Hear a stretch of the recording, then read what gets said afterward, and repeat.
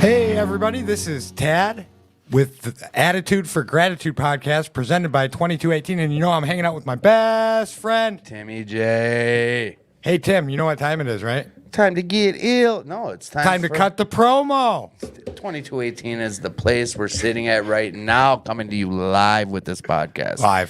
Live as can be. And with that said, just know that we're going to have the lovely Elena putting up links. So if you guys would like to give, which is encouraged if you're able to, just give to 2218. You can go to the 2218 website. You can go to Facebook link 2218. If you're able to, please do give. We enjoy your listening. Thank you and I love yous.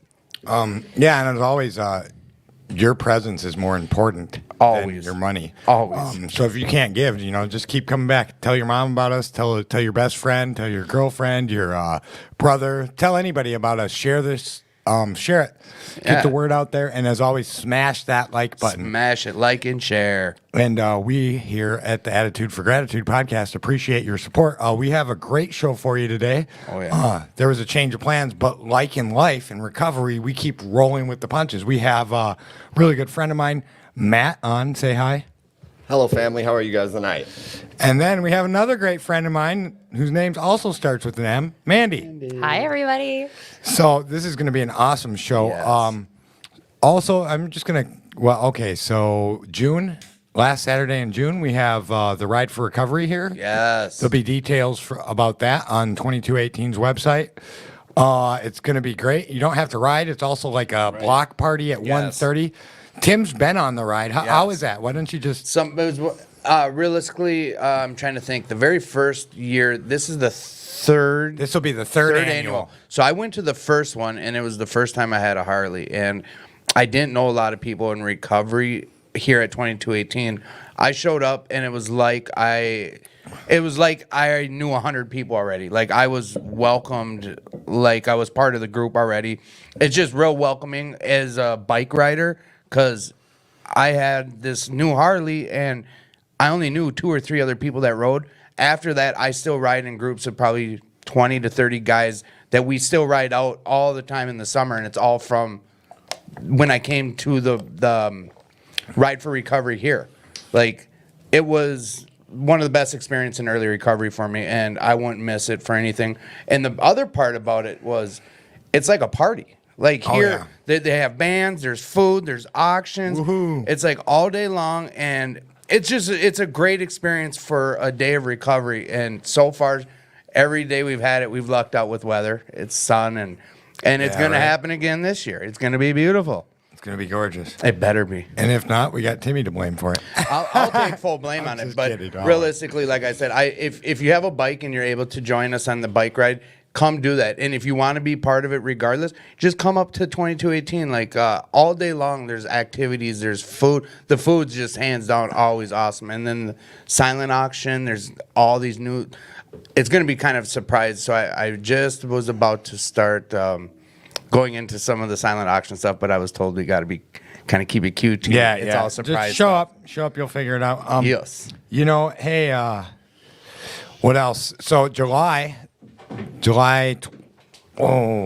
Tim, talk for a second so I can figure out. I love when I'm on the hub like this. Kill a little time. No, I'm gonna go back to the Ride for Recovery. This is the third year. Here's the other thing is if you want to come up to the club, we've got all the extra half tees. They're not long sleeve. They're not short sleeve. They're like, what are they, 3/4 sleeves? But the Ride for Recovery last year's shirts, we've got discounted ones, cups, patches. They're just leftover from last year. Water mugs.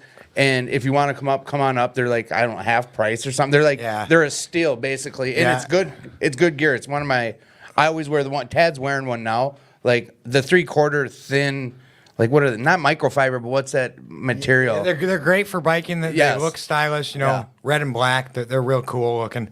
But you'll be the coolest kid July, on the block. what was I bumbling for?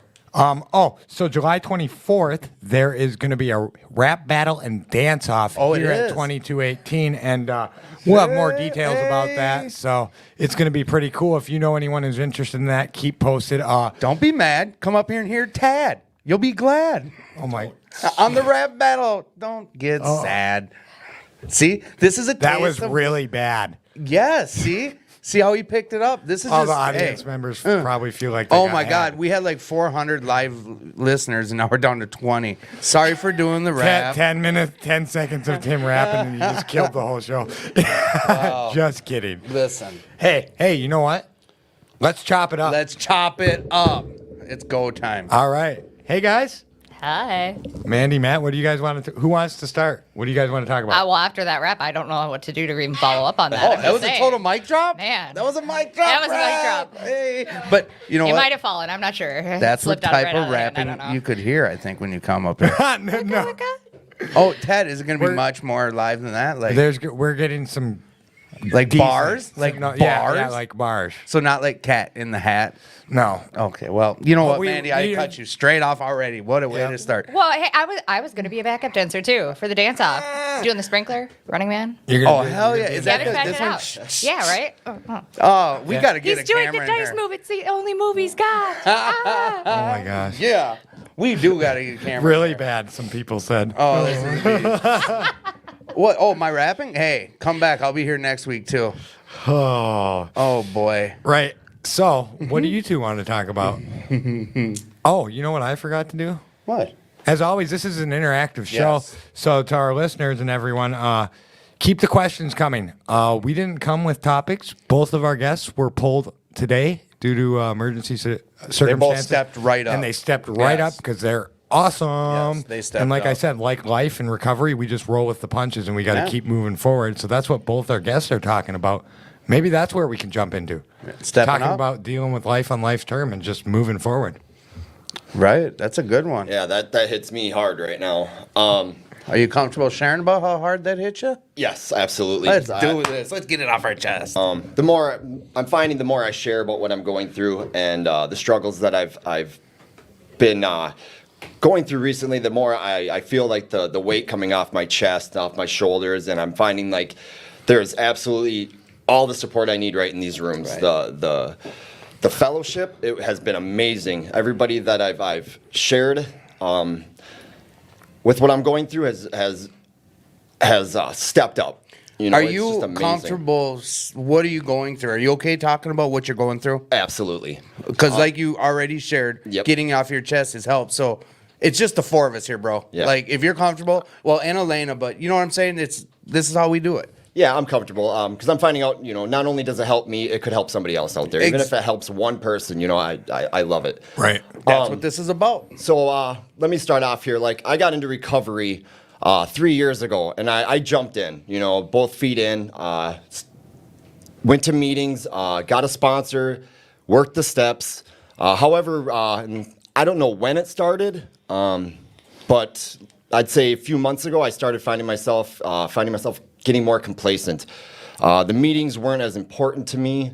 I stopped talking to my sponsors, stopped working the steps. I started working my program, not the program. And the longer I got into that behavior, the worse it got. My behaviors got worse. My attitude got worse to the point to where, unfortunately, I relapsed last weekend. And during that relapse, you know, and all of my other use, the feelings I was feeling of guilt, shame, remorse would usually keep me in my use. Right. Or if nothing else, got me deeper. However, the 3 years weren't all for waste like I thought it was. Hell you know, no. That's just time. That's just it's. I gained knowledge. You know, I gained. You didn't lose those 3 years. No, I bro. did not. No, Not I did at not. all. I had that in my head. You know, my thinking put me there. However, you know, that's not the case. The 3 years taught me so much, and it gave me the ability to come forward and ask for help and let the people know that are around me, the people that care about me, what was going on. You know, and I feared judgment. I feared the loss of friends. I feared so many things coming out, and you know, I was being questioned about another person, their concerns, other people's concerns, worried, and here I am sitting high, you know, answering these questions. Running and- around doing 12-step calls. Yes, yeah, exactly. You know, as I'm sitting here high, and you know, Trying to do the same thing and hide your use. yes, Yeah. and the program is, you know, honesty, willingness, open-mindedness, and for me, it's integrity. You know, I try to live with integrity, and that's where that weight was on my shoulders and my chest. I wasn't being honest in my pro. I wasn't being honest with the people that care about me. I was being honest with myself, foremost. The minute I shared with one person before I opened up to everybody. Before you went public? Yes. Yeah. And the minute I put that text out to that person, like I said, that weight was just so much off of me just from that one person, and it gave me the courage and the strength to continue to tell people, you know. And not to really cut you off, but what I want to do is, as you're going along with this, kind of dissect it in a way. Like, when you sent that text message out, were you, the fear that was involved with that message, did you send it because you were like, I need to do this because it's going to free me from using some more? Or what was the thought behind, I got to share this with someone? Did you have your mind made up, I got to quit by the time you sent that message? What was the thoughts behind sending that message? The person that texted me asked to, like, if I wanted to hang out, you know, and my fear was like their well-being. You know, I wasn't healthy. I knew I wasn't healthy, and this person's in recovery. I didn't want to put them in that position. So I just threw it out there, said I'm probably not somebody you want to hang around right now. And they reached back saying, why? What's going on? You know, talk to me. I'm here for you. And that, you think you knew that was going to be? Yeah, I think deep down, you know, yeah, my conscience told me that, you know, and that just opened up the doors, you know, and I just let it out. Right. And yeah, that showed me right there that it isn't what my mind, my thoughts made it out to be, you know. I made it worse than it actually was, and made it worse, like how people were going to react. Well, that monster in between our ears does that too, and especially when you mix up the use. Like, I can't speak on it, but I don't even want to imagine. So, you were, when you sent that message, were you high then, or are you still just coming down? Or, I mean, you were clear enough to know, like, I effed up, like, I don't want to be doing this no more. Were you at that point? Like, I don't want to? I'm going to be honest. Yeah. I was high at that moment. That was the last day I used. I used earlier in the morning. So, I mean, I was high. Right. But you wanted to be done. Like, was it just a slip? Like, I'm real curious about this, and I want to try to ask the questions I think the audience. Yeah, it was a downward spiral, but it was a very slow downward spiral where I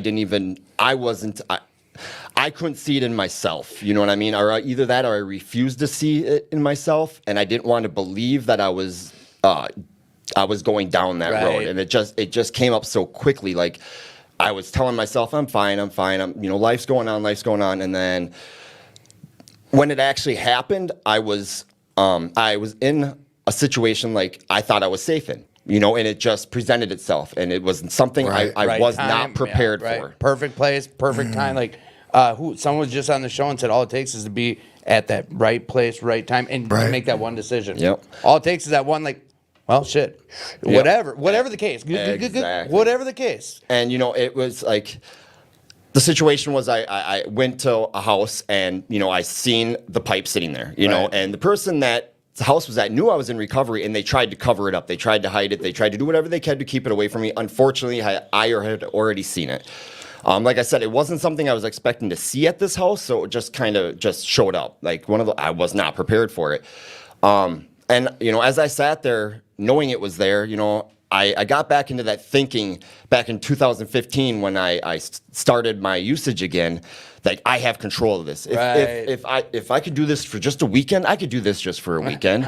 You know, as long as I don't make my life unmanageable again, I got this. You know, and the people were trying to look out for me, but you know, me and my manipulation, you know, that came right back out. I mean, manipulated myself into thinking I could do it. I can manipulate these people to give me that pipe, and unfortunately, that's exactly what happened. Right.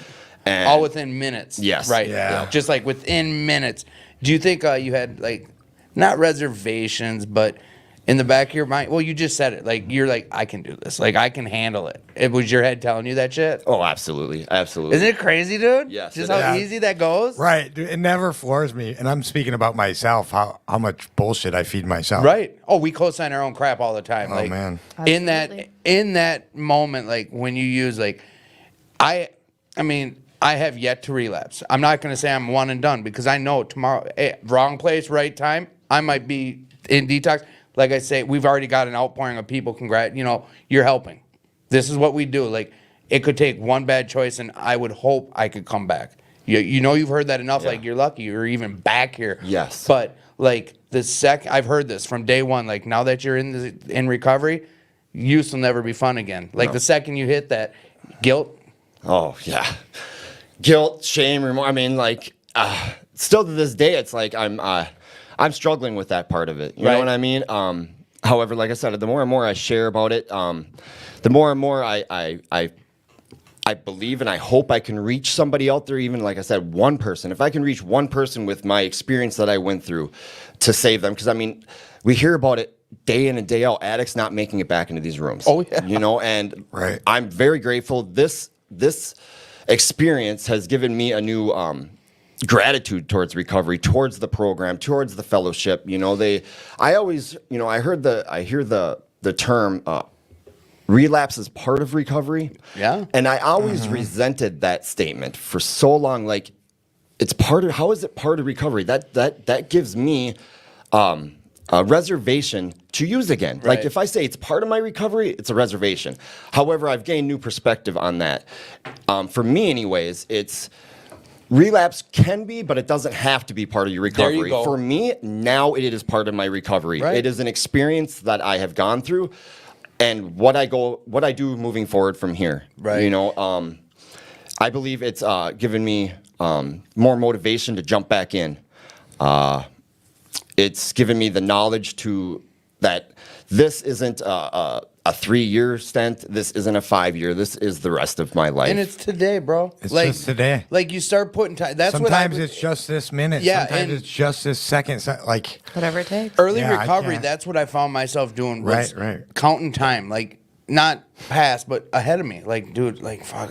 Really, I hear people collecting clean time. Like, it took a few years for me to realize, like, yesterday is, like, they talk about yesterday's forgotten, tomorrow's not promised. I mean, but you know what? Like, the second I accepted, it's really just like right now, dude, and the few minutes ahead of me. Like, it's, yes, that shit behind us. I was kind of busting your balls the other night about it. Like, dude, who cares? Like, not really who cares. But you want to talk about, like, all right, I mean, relapses. just the support you're getting right now. Oh, dude, like we're gonna touch have on you been that, reading too. that? yes, every like- once in a while. Yeah, everyone stay that like, Crystal, Lisa, all you guys, thank you. You- Like, it's all like- part of this. We'll read some of these. What I wanted to real quick say about that was with relapse. You saying like relapse is part of recovery. We talk about that.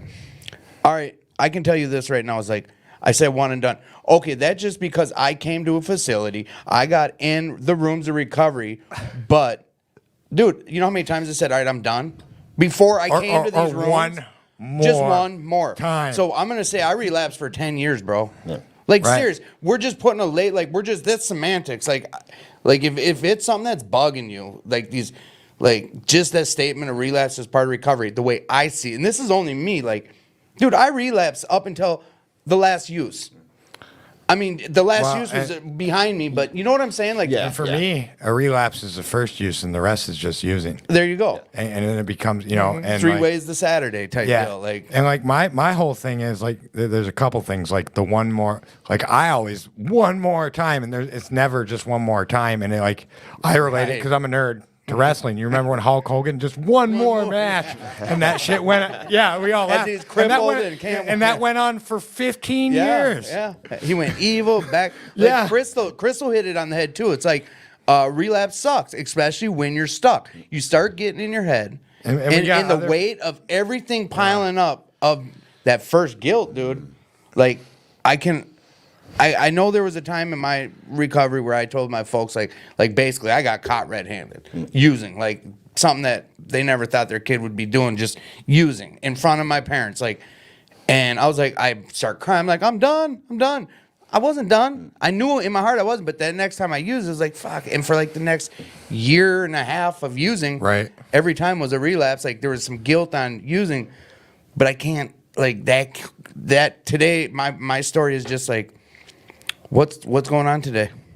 Right. Yeah. Yeah, and then like with this, like I honestly believe this was truly my first relapse because all my other stints in what I would have called recovery back then was not was not what it was this time. You know, I was always doing it for some other reason outside myself. This is the first time I actually got into recovery that I was doing it for myself.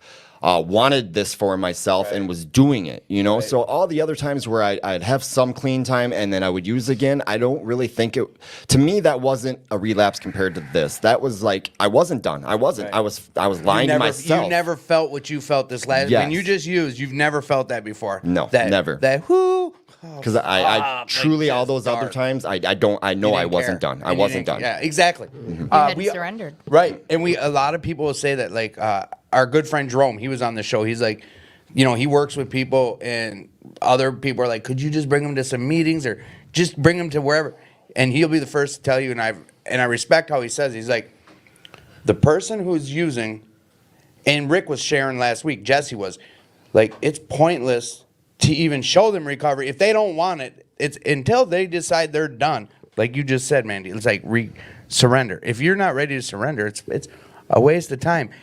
Our guest last week shared about bringing this guy here, there for like a year trying, and the dude disappeared to California on his own to go get recovery. I just had that happen to me this week. I had a friend that she's been struggling and she's off some of the hard stuff right now, but she's still drinking and she might lose her kids. And I'm doing everything I can. But at the end of the day, when it comes to the addict that's still suffering, there's nothing wrong with reaching out and offering help.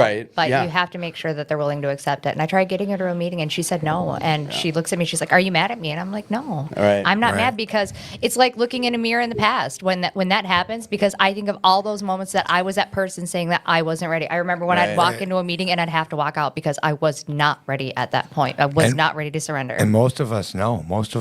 And you know what? Yeah. Those that are blessed to not know, good. Yeah. Good. I'm glad. I hope you don't have to go through that hell. Exactly. Because the hell, like, no matter what, the hell that we put ourselves through is usually worse. And, you know, we get judged by family members. We get judged by people. And we don't shoot our wounded. But there are some people who do. There is. Yeah. Absolutely. Like, and you know, I'm a big advocate.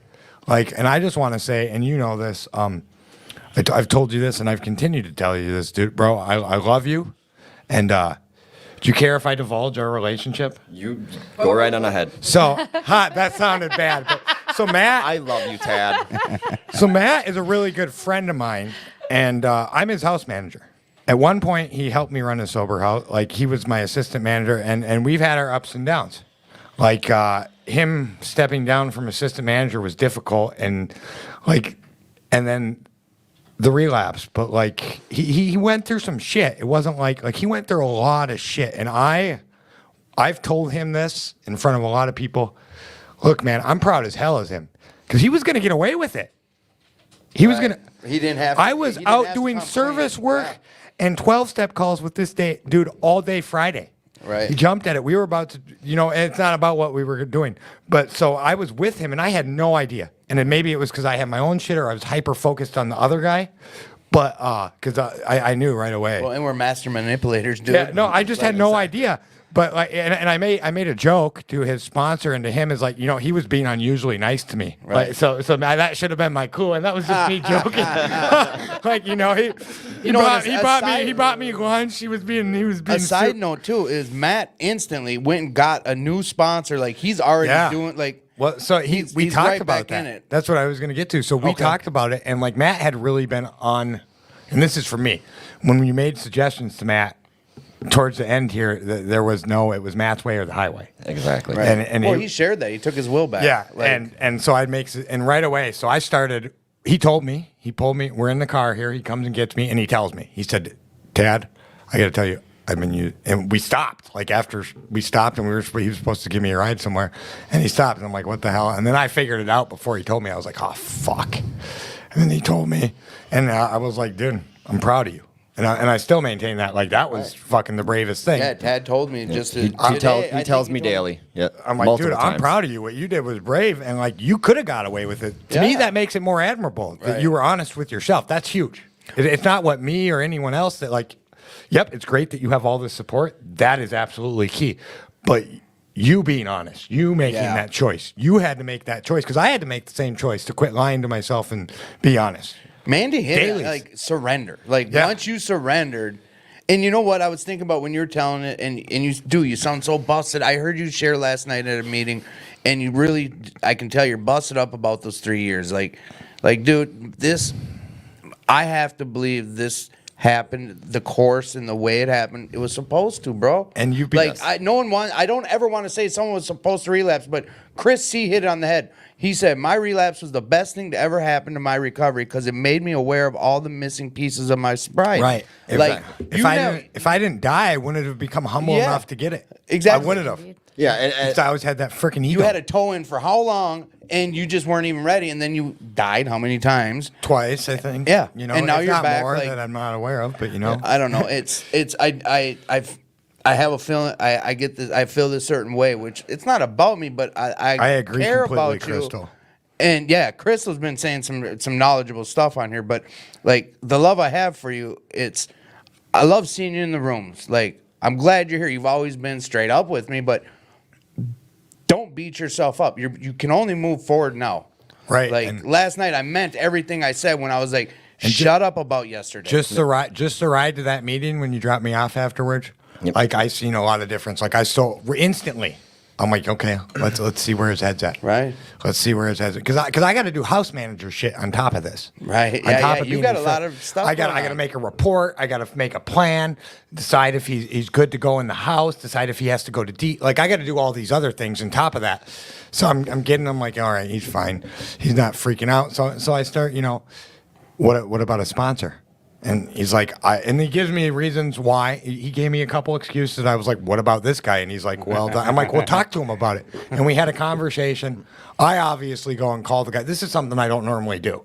Either I call him and I didn't say his name, and then he's like, all right, yep.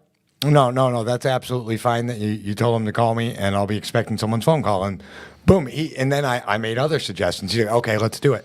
Okay, this. And he had things that Matt was not willing to do, even last week. He's Already taken. He's like, I don't fucking work for free. That's a quote. That's a quote. And I'm like, dude, what I would like you to do is a couple days of this service work with me. And he's like, yeah, all right.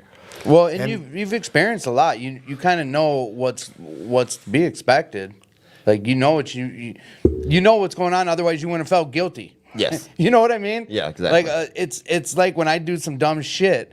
Like I always share about my mom and dad raised me right from wrong. I knew when I was making bad choices all along my whole life, and I felt like shit when I did it.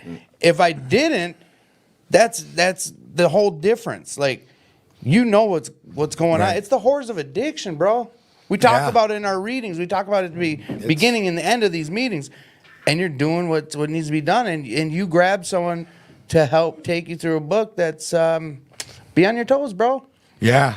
And the sponsor that Tad recommended, like you said, I tried to come up with every excuse why not to, or I mean, not just the sponsor that I do have, but like any name that he threw out, I had an excuse. However, it's like that's just me just not willing to do it, just jump forward and just 2 feet back in it. And I realized that when I was like, me and Tad were talking, I'm just making these damn excuses again. And the last person that he mentioned, I was like, okay, he gave me some reasons why, and I agreed with everything. I couldn't not think of one reason why not, and I am so grateful that he recommended this guy, and I'm so grateful that he said yes. I've already met with him a few times, going to a men's meeting tomorrow with him. Early tomorrow morning? Yes. Yeah, I'll see you there. All right. You're going to the breakfast. Yeah. All right. You guys get breakfast? Hold on here. Darn meeting. Well, I don't know. Are you going to read that, Brian? Yeah, I was just, what you're talking about now, and I know you're hearing it, and I'm going to kick you off your pedestal. I mean, because what you're doing is good. Brian G said his being honest and facing it is huge. Not only are you helping yourself, but you're inspiring others. Last night, you shared at a meeting. I came in halfway through, and it was emotional, but you were speaking from the heart, and this is going to sound so messed up what I'm about to say, but meetings need what happened last night. There's people that were sitting in that meeting last night high as shit. People come to meetings high or drunk. It happens. It's inevitable. It's going to happen. So many people will keep coming back not knowing how to deal with a relapse. You're sharing that right now and sharing what you shared. Just could save lives, bro. No, I already know it helped people. Yeah. Like I've talked to people. Yeah. I've talked to people, and people right now are letting you know that you're inspiring to others. Right. And that's something that's hard to get over. I mean, that was for my relapse lasted much longer. I ended up pulling myself away from all the security that I had in my safety net. I pulled it all out, and at the time that I was doing that, I was sober, but I was already in that point of relapse. So, can we talk about you for a second? Do you mind? I love talking about. So me. No, I I'm met just Mandy at Pig coming up 2 years ago. Just 2 about years it'll ago? be 2 Yes, years. JP says he loves you. 2 years ago in a month or 2 months. It'll be 2 years. Yes. So and since then, and the first thing I said is, I like your hair. I was serving pork or something. I was serving pig, obviously. And she's like, pig? yeah. Anyways, whatever. Sorry, guys. And she was like, oh, I just asked him to do a unicorn. So she was always, and then I started seeing her at meetings, and since, and where we went to treatment and all that stuff. And since then, Mandy has been in and out of the rooms a couple of times. Oh yeah. I was in the last 2 in and out of years, that revolving door. It's a real thing. You know? And this is, I'm not sure, but this is the longest I've seen you stable or whatever in recovery. Like, In recovery? My sober date is January 1st. and this is, yeah. Same. That's what we do in I'm recovery. not ashamed to admit it. No, There's no and reason but to be this is all- ashamed. No, Hell I hate it. And I'm always glad when I see you back, and it's it's like, so that's inspiring too, and Yeah. the fact that you're not ashamed to talk about it. January 1st Anymore. is such a good day. That's a I know. right. I'm- You it's can't gonna be forget super that easy. shit. so easy. I know.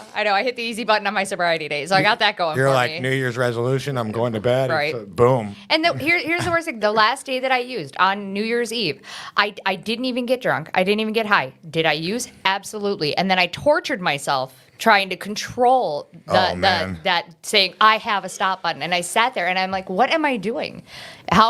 Is this how I'm going to bring in the new year? I have family, I have friends. They have no idea where I am. Right. They're worried about what's going on with me. And I'm sitting there, and here's the thing that I hated through my addiction in myself. The shame that I felt was I didn't know which version of me I was. I had my friends that I'd go out to the trap house and I'd be sitting Yeah. there and I'd be. It gets confusing. I'd be ghetto Mandy. Then I'd go out.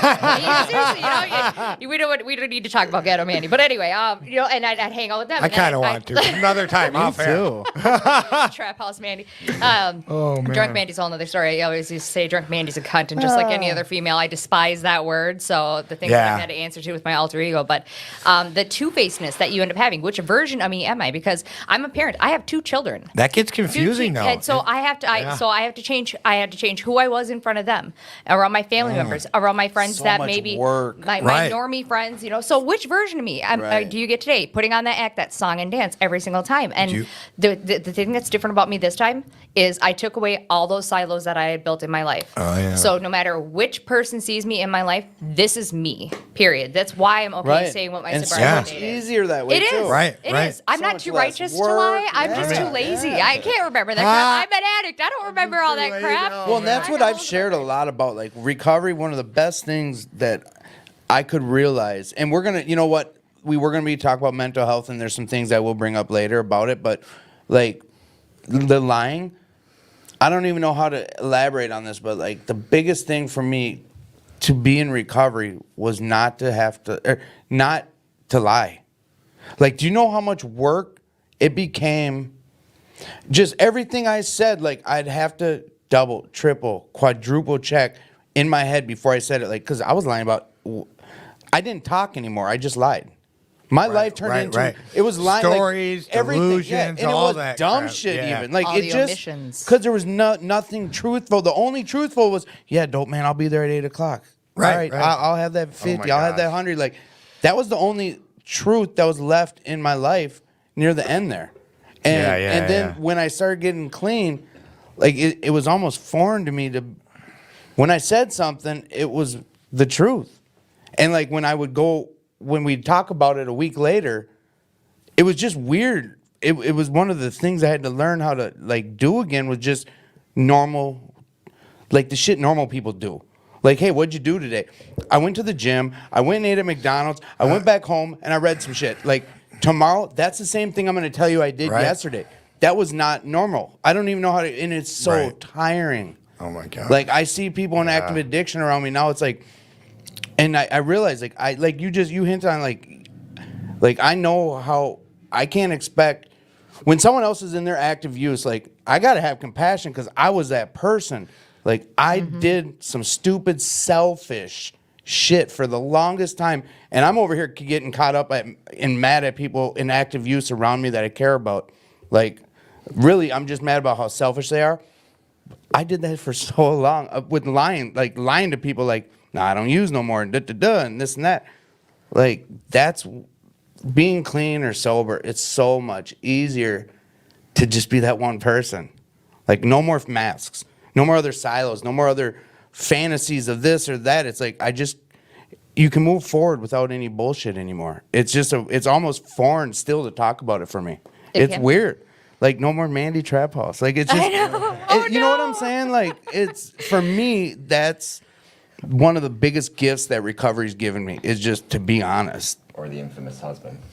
Or do you want to tell that story? You go right on ahead. You're a better So storyteller. no, do you want to give some insight? So, or do you want me to give You insight? go right on ahead. Keep showing like you bumped off and then back on. Because it goes away. I don't know. All right. No, I'm wondering if other people see that too. So what's the infamous No, husband? I don't know. So okay, so I know his ex-wife. We won't talk about her. And me and her were friends from recovery, and so and we'll sidebar here.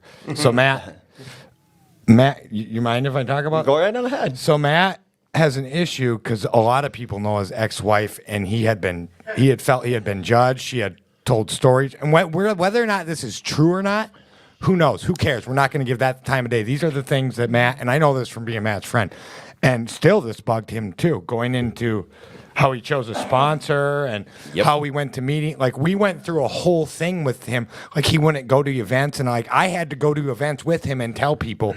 And then eventually, when things happened and people, if people did say anything to him, I'm like, dude, we're not doing Matt in the box. Matt doesn't go here because Matt's scared. We're not doing that.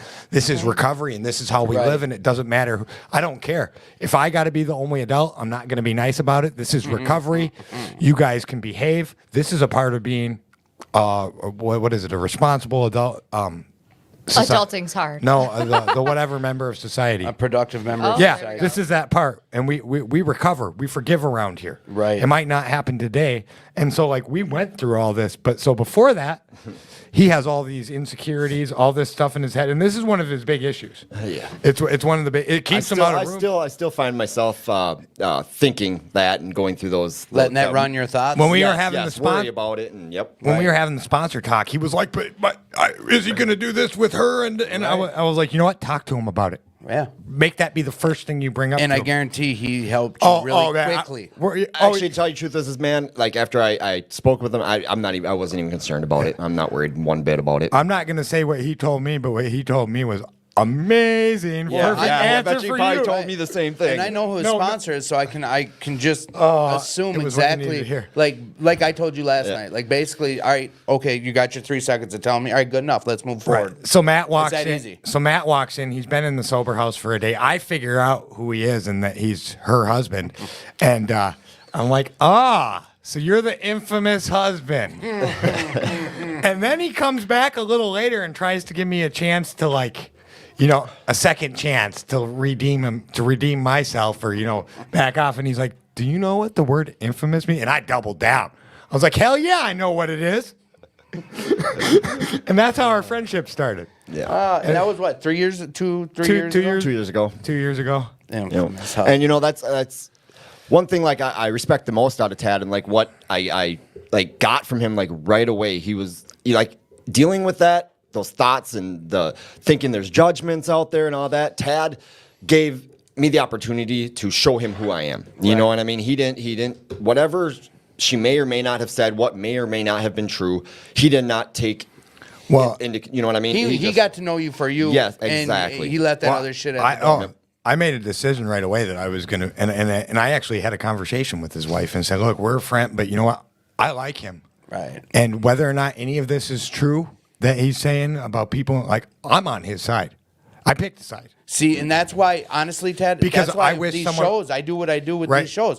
There's a lot of And times I don't want to meet guests before It was because selfish. my head though. does that. It What was- you're talking about, Me my head does picking Matt's that side, it might have turned into a friendship, and it might be like if you're great, but don't get me wrong, it was selfish because I thought when I had all these exes saying stuff about me, I You came were in. feeling them. You were feeling them. Yeah, I was like, I wish someone would have just been on my side. Right. I wish I would have had someone that been like, you know what, I understand. Regardless. And I'm on your team Right. regardless. Regardless. But that, and it goes all back to this program's about unity, so it's Right. like, no sides, not be there to support And I'm still anybody friends and with every her. addict that's out there that is struggling, You know. that is looking for support. It's unity, and that's Right. what it needs to happen. I'm glad that you say that when you're the person that had to go through that, because I have somebody that my friend's relationship, whatever, and they're in the recovery community too. So there's times when you get that story, he said, she said, whatever, and people start throwing stuff around, and I see other people that have been couples that go through the same thing, and it's a community, and unfortunately there's still water cooler talk, and that's going to happen. People yes. still judge Oh, yeah. as much as we try not to love unconditionally and Right. not judge it because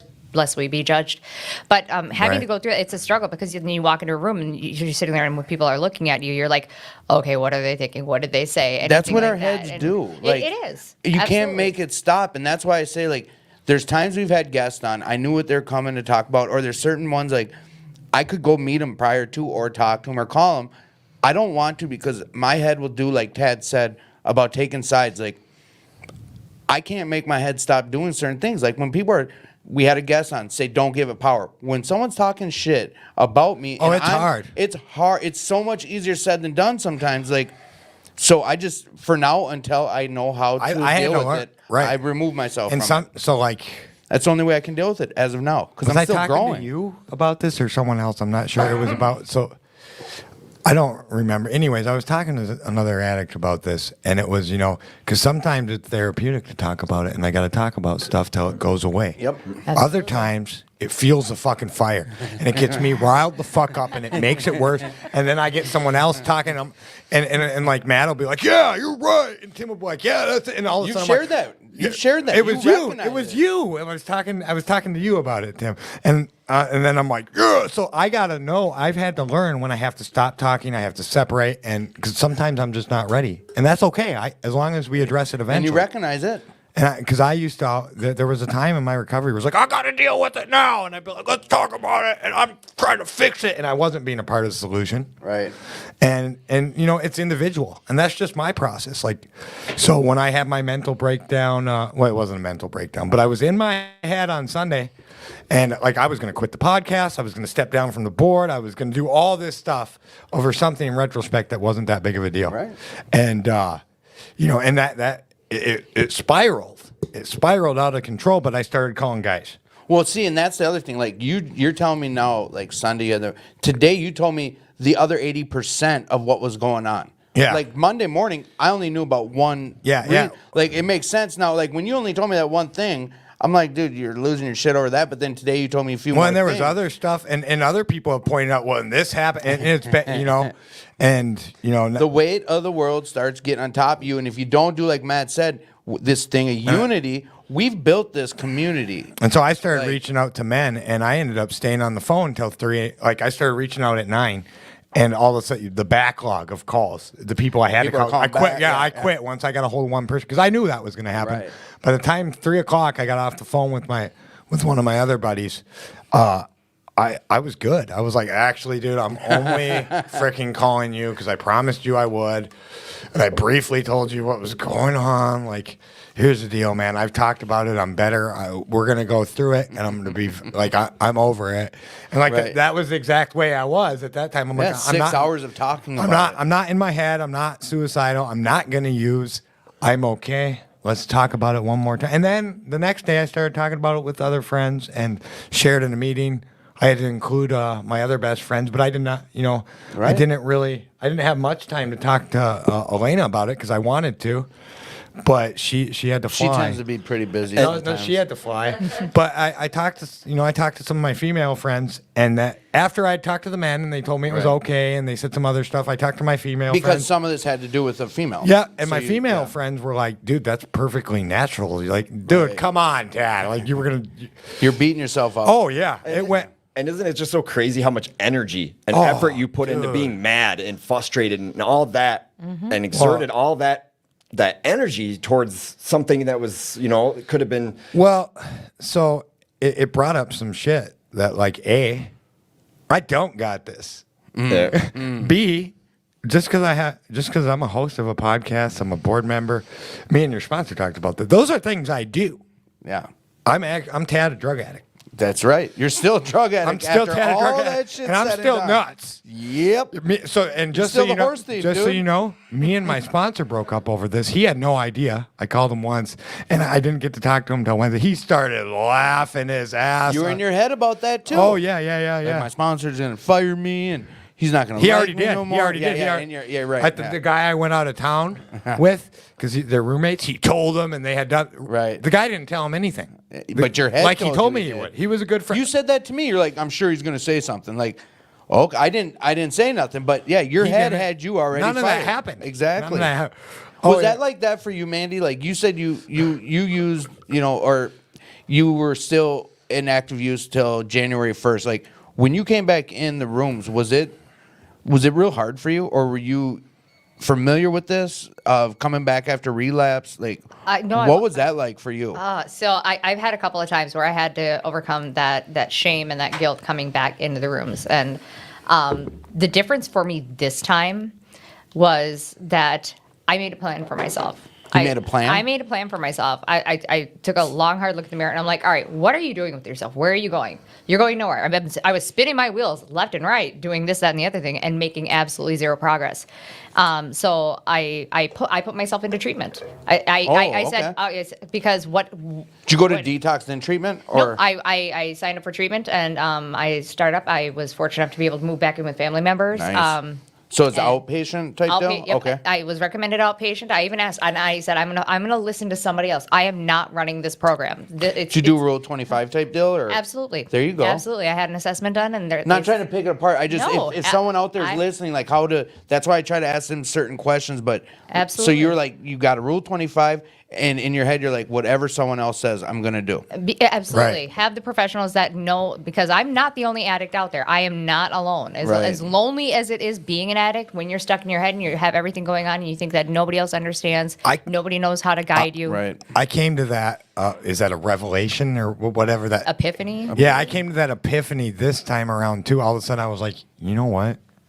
All these professionals have years Right. of college degrees, and this is what they do for a living. Well, And who the hell am I, who have no success at being clean? We have experience as addicts. You're right, That's right, it, right, and continue to mess up. Think that I know better. You know what? I think I'm going to listen to the professionals, and Exactly. they start telling me you need counseling. I didn't want to do that. You think I wanted to sit in outpatient for a year and do 4 counsel, so Right. outpatient 5 days a week and 4 counseling 4 days a week afterwards, and basically do that for a whole year? No. well, and that's kind But of. I did. If that's what you're supposed to do, and I did. that's the thing for me. I still fight constantly. I'm sitting there kicking and screaming some days, but you know what? I Right. get up, I do what I'm supposed to do. I have been making my bed since the My first of the year. You know, Right. baby steps, like little things. Would I have done something like trauma that. therapy if it was up to me? Hell no.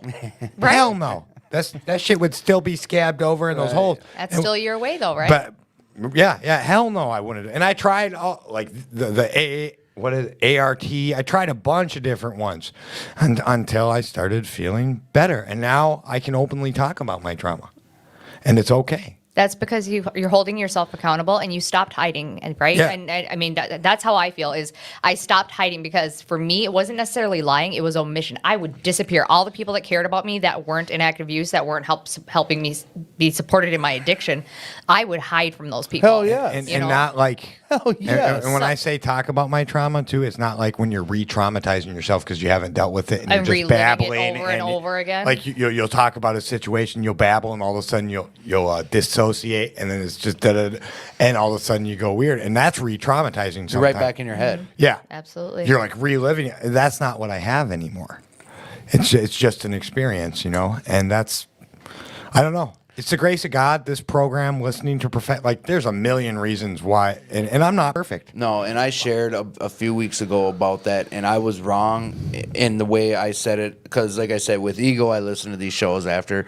Sometimes I hear it myself, but Oh my gosh. like last week, I re-listened to it because I really wanted to rehear what Rick and Jesse said, but like I shared like, how could some doctor who went to school for this, has a piece of paper, but he never jammed a needle in his arm and been in the gutter? Did I say what I know what I've been through? Did I say my spiel on that?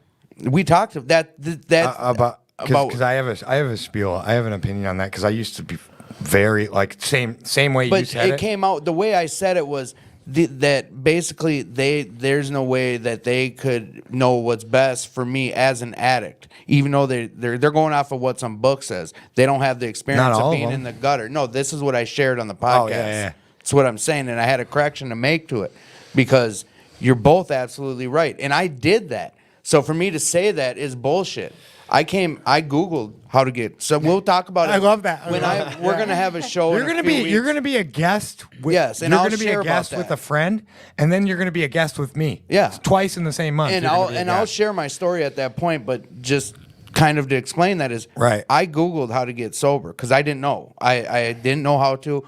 But that's what That's I so did. amazing. Is I had to take directions from Like- what Google told me. Good thing I found the right thing. But then detox, then inpatient. Like I'd listened to these Okay, professionals. Google. How do I get Then sober? I came on the show and contradicted it. So I was wrong, and like I think now is the first time I'm talking about that. But I you're was wrong admitting in it. saying that. But what it goes deeper than that, and that goes to the mental health thing. It's Right. like we were going to have people on tonight, and the topic was going to be mental health. And my thing on that is where I still have an issue with it because for me, this is my story only. Okay. Yep. And this is the way I feel about this. I got into detox within 3 days of being clean. They put a doctor in front of me, Seroquel, Wellbutrin. Like Oh, yeah. there was like 4 meds that they wanted to put me on. The standard, yeah. To me, that's bullshit. I'm 3 days clean and sober. I don't even know who the fuck I am. My head's nowhere near clear enough to Right. give me anywhere near of a diagnosis. How about make me go through 2 months, whatever the case is, like 1 month. I was in inpatient treatment. Like that 1 month, let's let your head clear up. This is for me. I'm the guest, the audience, you guys. Like this is the way I believe and feel. Tim's story. Let my head get clear before you can even begin to start to think what kind of med you can give me. Like, this isn't who I am at 3 days. Let's go at least a month minimum to let my heard head that. clear up before you can, because I don't even know who I am. And in 3 days, you're not going to see who I am yet. I'm still in a fog. Like, there was like 4 or 5 there was 4 or 5 different meds for mental health. I didn't take the meds. I didn't agree to the prescription of them, which was good, bad, I don't know. I'm still clean today, and I'm not on any of those meds that they suggested. I did end up on 2 other meds though, because there was a total of 6 they suggested, but 4 I didn't. They were all the antidepressant ones. And I even at the time I was like, let's just wait. Let me get clean. For 10 years with the opiates, and 20 years prior to that with drinking and weed every day. It's like I needed my head to be clear before you guys can make anywhere near a diagnosis of what I need. And that was my thoughts. Like, I'm no professional, nowhere near a professional. And I just want to say that none of us here on this show are doctors. And these are just like Tim's tried to make Right. very clear. This is his opinion and his story. Like, we're nowhere big enough where So- we have to have like these like legal things, but it's right. Neither We of just us are don't- doctors or giving suggestions. And like, so I got an opinion on that. I got an opinion on both, and I'm just going to share them real quick. And I didn't say this on the show last week because I didn't know how to say it without being a dick. Well, be a dick. Well, it's just my opinion. So, like, some of those counselors were in abusive relationships. Well, they might not be addicts with an addict their whole life, whether it's their father, Right. their husband. One of the best counselors I had was not an addict, and her husband and her father were both. And you know what? Other people had sisters or a boyfriend who died to this disease, and that's why they're counselors, because it runs in their family. I know quite a few like that. Right. And some people just have an affinity for helping drug addicts for whatever reason, and Right. bless their hearts. Saved And lives. I used to feel just like you did till that was brought to my attention, and I started, and that's just my opinion on the, like, I don't know. If meds are right for you, do them. Right. No, and that's- I completely agree. Yes. with Oh yeah. I actually agree with both of you. So me personally, I with my mental health professional, they're like I tell them when I'm feeling down, but it's Right. at the same time, of course, I'm going through a lot of stuff. I'm changing everything about my life right now. So she's like, well, you seem more down than last time. I'm like, yeah, I have to go to work now. I have to adult. I have to rip away all these toxic relationships, and I have to find out how to stop being toxic myself Right. to everybody else around, and stop pushing my bullshit onto them. So she's like, do you want to go? Do you want to go on this? Do you want to go on that? And me personally, I've said no to those medications, and instead I'm looking into more holistic approaches. Right. I actually work at a wellness department for a co-op, There you go. and I purposely picked that job so that I could find out more about that.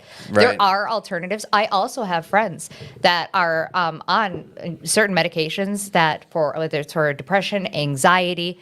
I mean, I've gone through all of that and seeing the difference that it makes for them. Yes. It's right for them. 100%. So 100%. and that's where it's hard for us as addicts to understand how to be our own best advocate, because we've been our own worst enemy for so long. So to be the person to stand up for yourself at the same time, Right. it's like, okay, We've been our own doctor for how long? I'm saying. I think this drug and that drug and da. Want to make you bigger? Want to make you smaller?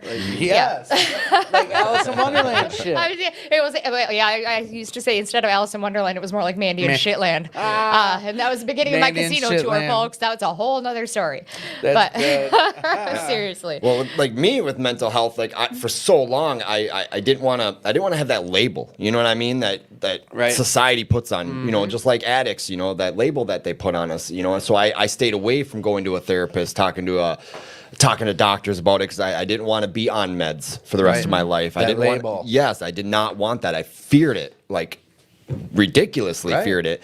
Until our mutual counselor at New Way, there, Tim, recommended. Karen. I talked to her. Yes. Yeah, Karen. Yep, I still talk to her every once in a while too. She's an amazing woman. Yep.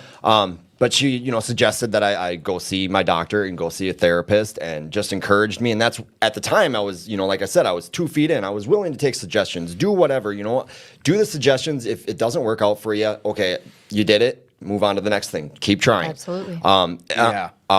Fortunately, like the meds I got put on, like they helped me, you know what I mean? And I was able to accept the fact that, hey, maybe I do have depression. Maybe I do suffer from anxiety, X, Y, and Z. And it's the acceptance part of that too. That, at least for me, it was accepting the fact that I have these mental health problems. And if I don't address them, then they're not going to get better, or I'm not going to get better. I'm not going to be able to function the way I want to, the way I'm choosing to at that time. So I mean, it's big in my recovery. It's gonna after this relapse, I made a plan, and that is part of my plan, is to go back to my therapist. Something There I you stepped go, away yeah. from. You know what I mean? Just having that person to talk to that is neutral, doesn't have any. I don't have to worry about this guy. Knowing yesterday's business. Yes, unless I care to share it with Right. them. And my counselor, or my therapist, I mean, is amazing. You know what I mean? I can share what I'm going through, and then he doesn't give me answers. He lets me figure it out, and that's Right. what's just great about it. Because then when I'm not in his office and I come across something, it gives me the knowledge. Or the Coping skills. Yes, it gives me the skills to do it on my own, until at least I can see him the following week. Well, you see something with your situation, like right now, like you went back out for a week or whatever. Like your head's pretty damn. You're way better than when you first came in 3 years ago, and like when you were at New Way, or when you were at your with your counselor, at a point like that, like right now, being where I'm at in my recovery, like if I'm feeling like shit and I'm feeling not good, I don't know if it's depressed. I don't know what depression is. Like if I'm feeling out of sorts bad, I'm gonna go to a doctor. You know what I'm saying? Like, and I can now be honest with this doctor because I'm healthy enough now to tell him my feelings with no ulterior motives, not trying to get Xanax or, I'm not trying to get some promethazine. I'm not on some shit. Like, I can be straight up with a doctor now. Like at 3 days in, a week in, me personally, I don't know if I'd have been telling the truth or if I was even right with my answers. I just know, yeah, of course I was feeling like shit. I was going through withdrawals, dude. Like, I don't know. They saved my life. Don't get me wrong. And like right now, if you're out of sorts, go see somebody because these rooms will help me stay clean. They will. And the unity and like suggestions, but there are medical professionals out there. So I feel like I'm contradicting myself on how I've been coming off, but I'm so used to that. Just kidding, by the way. I love you, buddy. If, like I say, if you're feeling down or like you had to say, like suicidal, go see a professional. Right. And like for me, like when I went to the doctor, you know, like I said, I can manipulate the shit out of anybody. You know what I mean? So like I used to go to, you know, hospital, getting meds, getting oxys, getting whatever.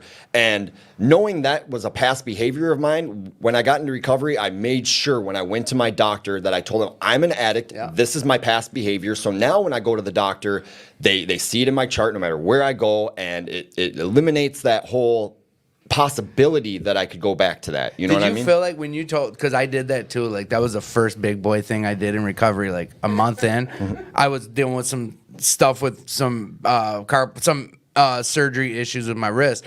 And like I had to go, I didn't have to. I went in there and I was like, look, I'm a heroin addict. Like I'm any type of ox, like they and it kind of looked at me because like prior to just going into recovery, I had like 36 surgeries in the previous 2 years on my wrist, my arm.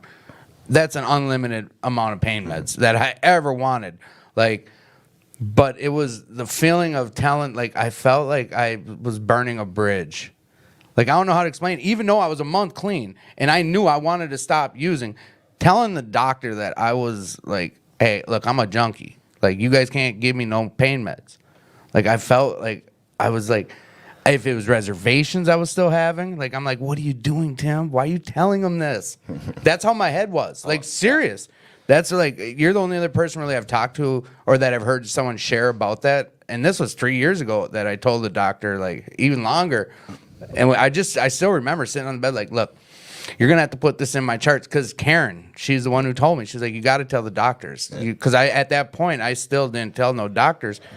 And it was just like that experience. I just, when you were sharing it, it like came up in my head. Like I was sitting there and like my mom worked in that industry, like the you know, medical facilities. And like, usually we know whoever I'm going to see, like there's some, she just retired after 35 plus years. Like there's we know people, like they know whose kid that does. It was just all these things. But the biggest thing was like, no, I can't get no more pain meds. Like that was in the back of my head still. And I knew I wanted to get clean, but telling a doctor like, look, you got to put this in my charts. It's still kind of, look, I'm chuckling talking about it now. It's crazy.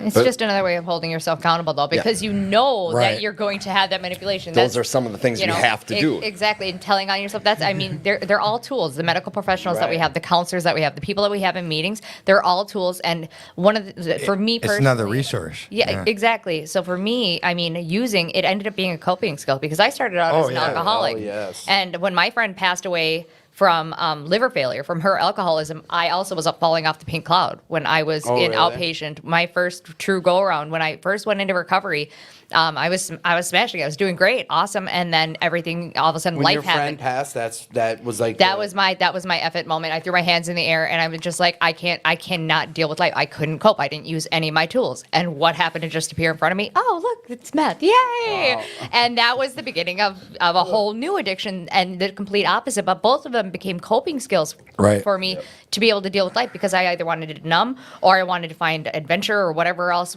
I was searching for at that time. So all the things that we're talking about right now are the true tools that you need to be able to actually deal with life instead of trying to change everything to be able to go through it. And that's been the hardest thing for me because like trauma is the real thing that you really need to deal with. For me personally, you know, being able to get over that and get over myself at the same time. You know, all the situations that I've created in my head, all the worry, the anxiety, you know, and worrying about what people think too. If you're genuinely you, my gosh, you know, once you, that is so freeing to just actually be yourself and not care. Yeah. A lot of people. I still do. Love me, hate me. I'm still going to be me. I still get in my head about that. Like, I do worry about what people think, but for the most part, most of that's just so like I don't give a shit. And you're right. It's like it's so nice to really What other feel people that way. think about you is what? None of your business. Hey.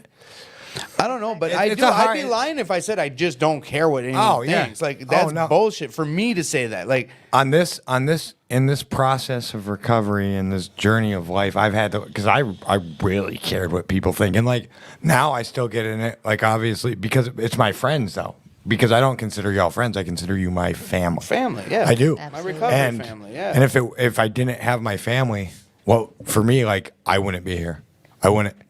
I always wanted a big, tight family that loved me and didn't care about my shit, and I have that now through this fellowship and through but part of my story is I had to, because I used to care. I used to fly off the handle a lot, and I had to quit caring due to the things I do, being on the board, being here, being security, this and other things, being a houseman. I can't give a fuck. I can't afford to, because if I did care about everything, oh my gosh, if I listened to what everyone said the way about me, you fly off the handle could. I'd be a piece of crap. Right. I wouldn't be able to deal with that if I listened to, and it would affect my judgment. It Right. would affect how I do and what I do. And you doing all these things, like she was saying, like it's pulling out insurance on your recovery. Yeah.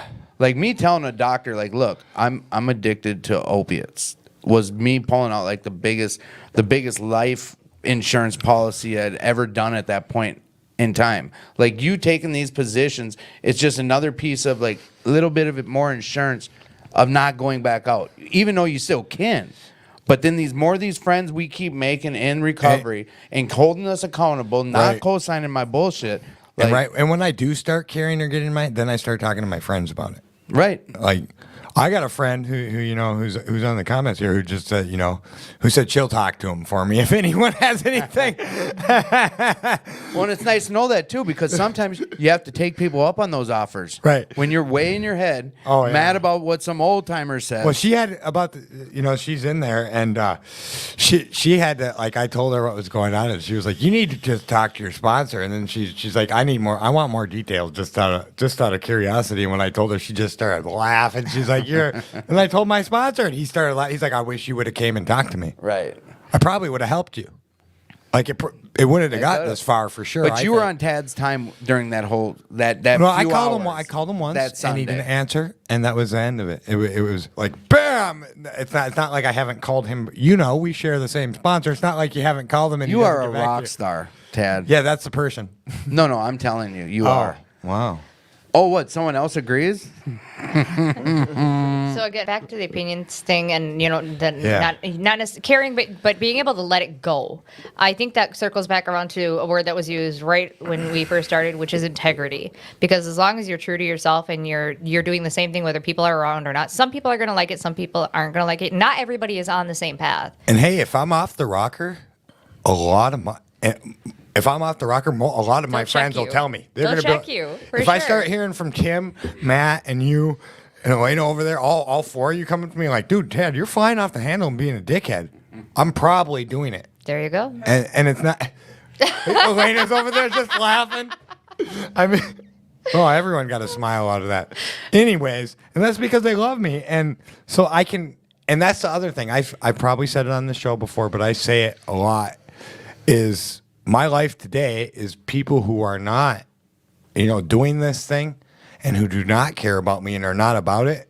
They don't last, and it's not because I'm like, hey, I don't like you. You got to leave. That's not how it is. It's because they don't want, they won't want to be around it. They don't want to be around someone who's like me and my friends. And so with that being said, the people that are in my life, they care about me. That's what I was totally just gonna say too. Like They if love someone me, doesn't say and something, like they you're love lucky me. People will say something to you. So they love me. So if they're saying something, it's either out of care or it's, out of giving me crap, because that's what we do. And those are people that are able, the friends that can sit there and tell you like it is and give you that tough love and say, you know what, I'm going to tell you things that you don't like right now, but I'm doing it because I care. Well, and that is an amazing thing. I mean, love Matt and I having had those this friends. conversation because, like, I didn't have that. I never wanted. I didn't have that in my use. Before this, Right. I never wanted to tell Matt anything. And I told him, I said, like, I'm going to start being honest with you. If I don't, whatever, and we're not going to talk about me, we're not going to talk about this person. I'm just going to tell you. And he's like, yeah, I need that. And I shared that with my sponsor too. It's like, I need the people. People coddled me. I won't say people, but like, is that who you let surround you? I don't. Or we didn't want to deal with them. In part, yes, I let them. But like True, my yeah. mother, my sisters, anything, whenever something happened where I was not okay with, they, it pat me on the shoulder. It'll be okay, which I get for some situations. But when it comes to like my behaviors where are unhealthy, I need somebody out there to say, hey, you're fucking up, and just come straight forward with me. Don't like, I can assure you have a sponsor who yes, will do that. and I shared that with him when I met with him, and he's like, "Oh, great." He's like, "Because I'll do that," and I've had other sponsees that have resentments. Oh, yeah. On me about that, and I was like, "No, I want you to do that," because I found out like I went to prison and I did the treatment center in there, and my counselor there did that for me, and that's the first person that's ever done that. Just called me out of my bullshit, told me exactly how it is. Yeah, it might have hurt my feelings, but it's what I needed, and he knew it, and he saw it, and I am so grateful for that, because now I know what exactly I need, and my sponsor is no problem doing that. You know that, right? Oh yeah, and I'll say, by the grace of God, like my outpatient counselor, that's who he was. Like, he was this old curmudgeon type. I love that word, curmudgeon. Just this old. You know what? He was just an asshole, and he would sit right here and thank me for calling him that. But you know what? He saved my life. I was one of the older guys in my facility, and my use.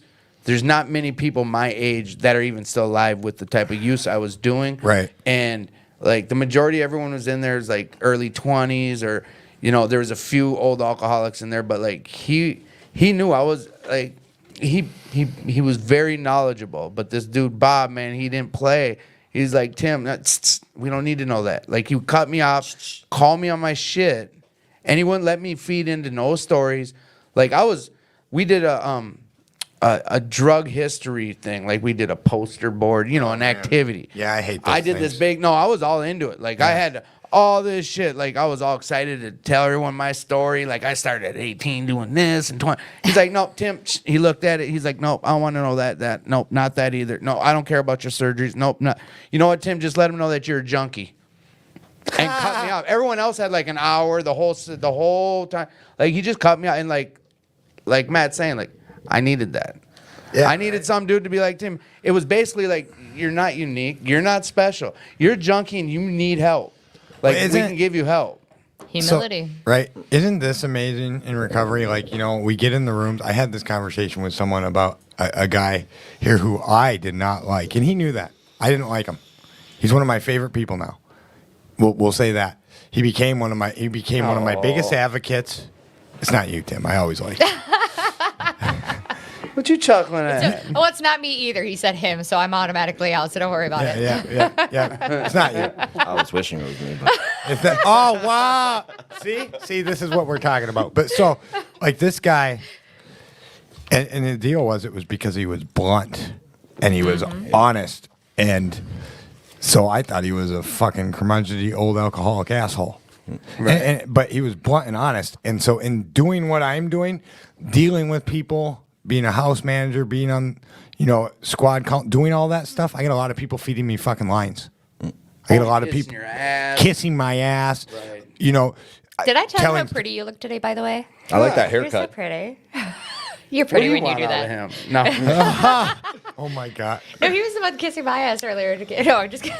No, after. You said yes immediately. I know. Yeah, anyway. of course I did. But so I had a lot of people like that doing that, and going around. And then one day, like, I asked him to do something, and people were giving me excuses or whatever. And I asked this guy if he would help. I'm like, dude, I'm running out, because it was in COVID. Remember when we...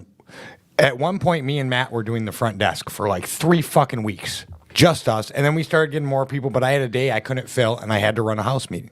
So I just asked him, and he was like, yep.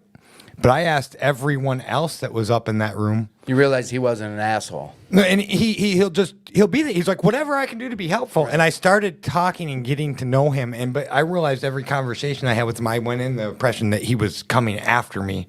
And as I got more busy and had to more deal with stuff, he became one of my favorite people because he was straight to the point and he was blunt. Right. I don't have to look, man. I don't have to agree with his opinion. Still don't sometimes.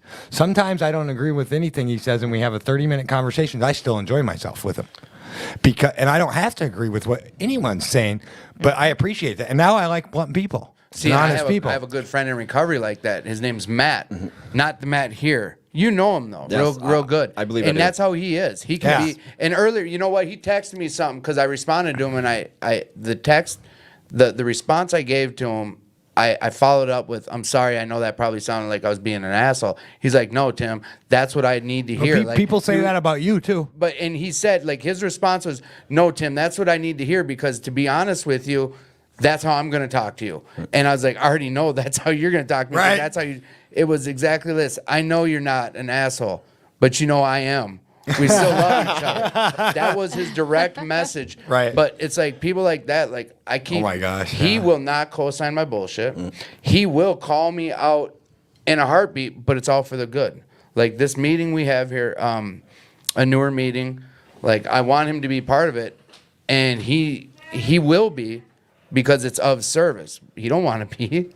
He's like he's like they pissed me off. This, that, and the third. He's just honest, and he knows how to be. Yeah. That's the best way to say. Are we it, talking like, about our home group? Yeah. Yeah. Like, but Matt knows how to be in. Like, He's I'm the still motherfucker trying- who I'm started learning. the meeting. I'm I'm just still kidding. learning how to be like. I'm still I learning love how you, to bro. be I'm like just that. kidding. I don't know. I'm still No. trying to grow. I think there's got to be a line between like Well, being and- like that and then also having compassion too. Well, 'Cause and some it's hard. people can't have that. I was dealing with that issue being a leader at the sober house. That's how I am because that's what helped me. So in my mind, I'm like, okay, well, this is what I'm going to do because it helped me. But doesn't necessarily it's going to mean it's going to help that other person Right. and they'll take it the same way. Right. And a lot of people, I won't say a lot, some guys in the house had resentments or was angry with me for the way that I approached them. And I had a hard time dealing with that, and that was part of the reason why I stepped down too. Is just I was friends with and I was friends with these guys before I was put in that position, and I was finding myself losing those Right. friends, and that's what was more. I've talked to important. Tim about Well, that. we got in our first argument over that. You were worked up over something at the house, and I was And like, I- I don't but want I to had- see you this up. I know we still got something going here. I think. we can. I was like, no, but my big thing was Ted. You have a position at that. Well, I That's care like about with people. everything. I yes. care about people, and I but- didn't want to see you getting hurt because you have to hold a position of some responsibility. And when you invest in these guys and they go back out and relapse, you're personally getting hurt. Now, Well, and it there's a wasn't fine even like line that. there where It was- it's hard to be a friend when you got to be a Well, house and I man. didn't, so I was more upset with what you said to me than What was it? Wasn't it just you need to quit? Well, It's- and you said I'm gonna exaggerate, but like 7 times. You're Yeah. like, because I care about you. Hear that I'm caring, and I didn't hear none of that shit. Yeah. because I knew you weren't hearing me. So well, I no, had to because repeat it. I don't rarely talk at a meeting, and I rarely bitch or vent, and I did. I just needed to vent, and all of a sudden I got 3. Like, dude, that's not what I fucking want. I don't want you to tell me you can't care about this guy. Like, no. I wanted to be a normal member of a meeting Right. and vent, and I wasn't allowed to do so, which is not okay. By the way, I need to be allowed to vent too. Absolutely. I don't need to be told what to do. Yeah, there's a time and place for that. But when I was worked up, it was because people were dropping left and right. And I didn't know the guy that left.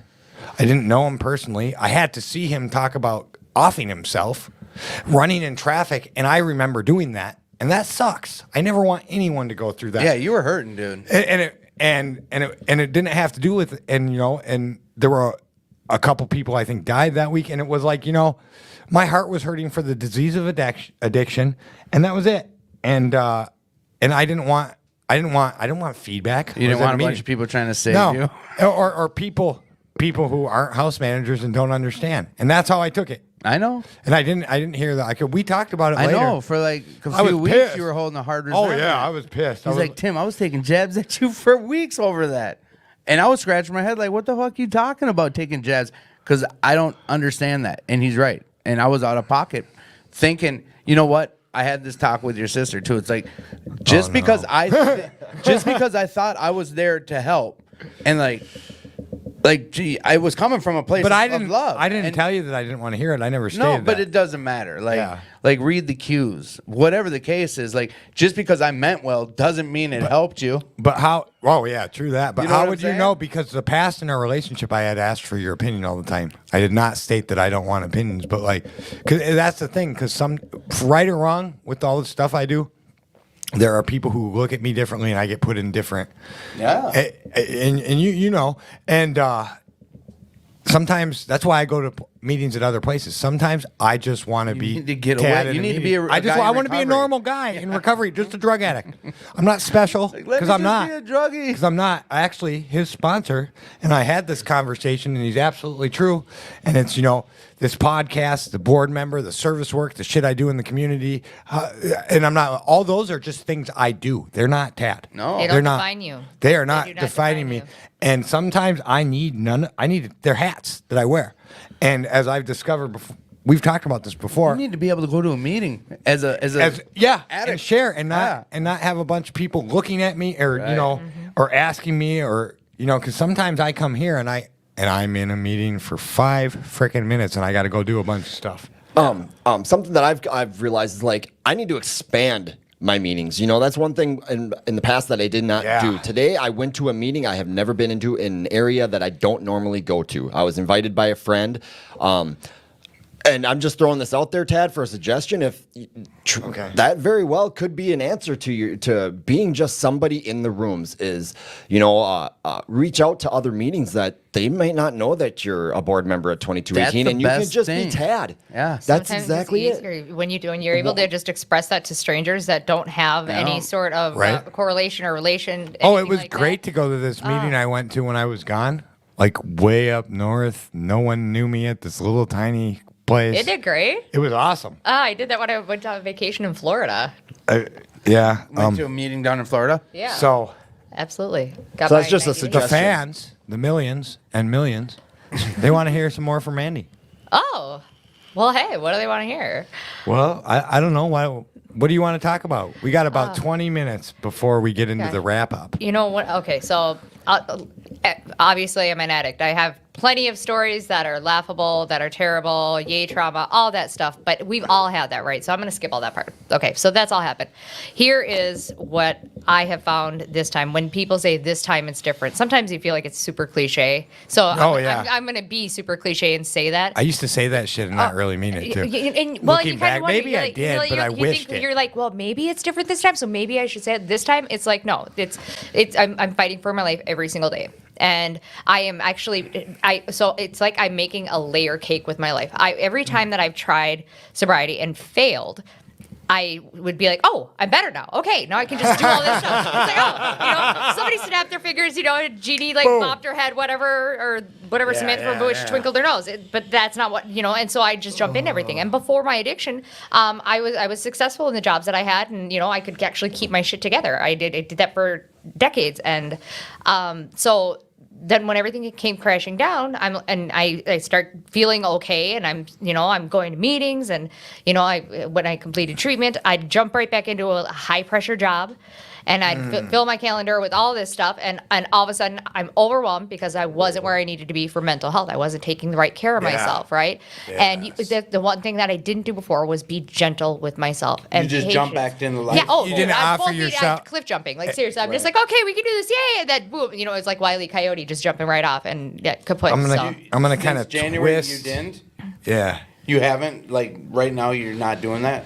No, this time, no. I'm making like a layer cake of my life right now, and I'm adding one layer at a time so that I can slowly incorporate things. Like I said, I start with simple things. I make my bed every morning. That is Right. an accomplishment that's easy to make. Going to treatment, holding myself accountable there, knowing that instead of sleeping in until 11 o'clock, whatever, noon, 3 in the afternoon, I don't know, whatever it was, and instead of doing that, now I have to be somewhere at a certain time. Right. Granted, it's not a job, but it's something that I know that's helping my mental health, and I'm getting, the right feedback and being able to express myself. Then I got myself a part-time job. I did it in something that I know is going to interest me. I actually just got another part-time job for a great organization that they pack up food for kids. Can I Yes. Can I do a Who quick is plug? it? Can You're I? damn right. Yeah. Okay. Give me a second. I mean, Woo-hoo. All right, so it is Creative Church. They are out in Fridley, right off of 65 in Osborne, and the program is called Free Food for Kids. You sit there in line and you bag up everything. You create a care package. Nice. You can share that type of shit all day long. I was there on Thursday, and let me tell you, If you got a link, you can give it to Elena. You know what? I do. I absolutely do. All right. It's freefoodforkids.com. They take volunteers, and they are hiring people as well to create these packages. And the 6 hours that I was there, that day alone, they had enough to feed 2,400 kids. Nice. 2,400 kids, and watching the camaraderie with everybody. It was, and it's art. It's for me, it was hard work because I'm short, so I have to reach into these tall bins. Anyway, Can anyone come volunteer? Anybody can come volunteer. Okay. All you have to do is call, and again, the name of the church is Creative Church, and hopefully we can share that link on there. And She's got it. She only has and the link. If you want I the also address. have a phone number too that you can let call. me Brian oversees it. Tad is about to type the phone number. That is awesome. What is it? All right, it is 612-419-3445. And Brian is the facilities director there. They do amazing work. They do it Monday through Friday, and they have different shifts. I believe they have like a 9 to 3 shift, and then they also have a 3 to 9 shift Cool. available. So if you like, for someone like me, if you have Sweet. treatment obligations or Right. service obligations, you can work with that. And again, you can volunteer. Otherwise, if you're looking for work, they do have paying jobs to do it So as they'll well. also do sign-off hours? Absolutely. Sweet. I'm getting paid through them, and I'm going to find something awesome to donate that money to. I'm just doing it because it feels good. So. And that, how rewarding is that? Like, It is. for your recovery and just for yourself. Cat wants me to donate it to him. Are you a good cause? Yeah. Hey, it's better to be a good cause than a lost cause. We can all say. Here's a remember real that. fact in Minnesota, and I just know this because I was just helping out with the food drive, is 1 in 12 people are hungry. 1 in 8 of those are children. That's crazy and we're talking about Minnesota. 1 in 8 children are going without food, like are starving type shit. So 2,400, that's in one day. Like, One day. if you can give some time, just check out that link and go help. Like, and listen, what kind of reward? I mean, you felt good about yourself? My body was aching, but the rest of me felt awesome. I was like, oh my gosh, manual labor. I forgot how to do this. But no, it's an amazing opportunity, and the way that they're growing and how many people are assisting them is phenomenal. So I'm really happy that I have the ability to throw their name Right. out there. Right. Oh yeah, that's what we're about, is sharing stuff like that. That's what we do. Like, yeah, Lena just put it up. Thanks, Elena, for fixing Thanks, my Elena. thing. And that's just one part of things that I'm doing, layering things on. We need, I say we, I need to use my I statements. Come on. Okay. I need to be gentle with myself. I am my own worst enemy. I beat myself up constantly saying, I need to do more. I need to do this. I need to do that. And the one thing that God has been screaming at me is I need to slow down. I need to take it easy on myself. And that's what I've been doing. So just one day at a time. I'm trying to find one new thing to add on. I even bought a guitar. Do you know how to play? Or you're gonna learn. I can play like a chord. Smoke on the Water. You can play that, right? You know Like, what? I used to be able to play This Land Is Your Land once upon a time. hey. So no, I'm gonna learn guitar. I'm trying to find things that are going to for one, get me out of my head, because that's a terrible place to be stuck. Yep. 2, I'm trying to be productive. I'm trying to give back. And hey, it shows that I'm making progress right now, because for one, yeah, you actually asked me to be on this podcast. It was amazing. You want to talk about that? Yeah, no. Well, I have a question for you guys. I want to start with her though, and it relates to what you're saying is, do you think the reason why we do things like that when we get into recovery and all of a sudden start jumping in head first, the question is, do you think it's because of the instant gratification we're used to with using, that when we get into recovery, we just take so many things on and just want to get things done. I love that. I am totally that person. I'm kind of go-getter. People pleaser is one of the people that I'm trying not to be that person anymore. And I love that you said instant gratification, because I always like to say we're part of the instant gratification and throwaway generation. We do it with people too, and we do it with ourselves. So when we don't get the instant gratification that we want, we just throw everything away. We'll just give up. Take we'll our ball and go home. self-sabotage. And that is definitely a huge problem. So that's one of the reasons I'm taking it slow now is so that I don't get into that crash and burn mode. And when I am starting to feel down or maybe I feel like I'm not where I should be, I have to take a step back and I have to think, why am I feeling like this? And reach out to the right resources, use the tools that I have, and actually be able to deal with life on life's terms. And it's fantastic. So like stop and pause. Absolutely. And like look at what's going on type deal. Right. Having pause mean a different thing is a fabulous thing. Right. Oh, shit. A double entendre. Ted, get out of your head. Now, listen, question to you. Do you think you sometimes do things like that because of, like, with drugs? We always hear about that, but the instant gratification you get from using, do you think sometimes in your recovery you do things wanting instant gratification? Like choices sometimes, or are you over that, or do you remember? I don't know if we ever get over that. And this is me. So, like, if you're talking about the service work and the stuff, I attack that because that's how I attacked my addiction. And then, like, this is just my life now. Because you guys know, you two know, I'm talking Matt and Tim and Elena. I don't always want to do this shit. I really don't. You think I wake up? You want to chill, hang out with the cat, and play some games. Right. And so, like, there's days, and I'm just going to go, like, I'm just going to do a total worst case scenario. Like a kitty cat. No, for real. My cat. Her name's Jessa. Anyways. Our cat. Yeah, our cat. Anyways. So I wake up. There could be a day I wake up at 7, have to deal with someone's crap at the sober house, have to make like 5 phone calls from to my boss there. And you're on that list for this new narcotics. That group could call.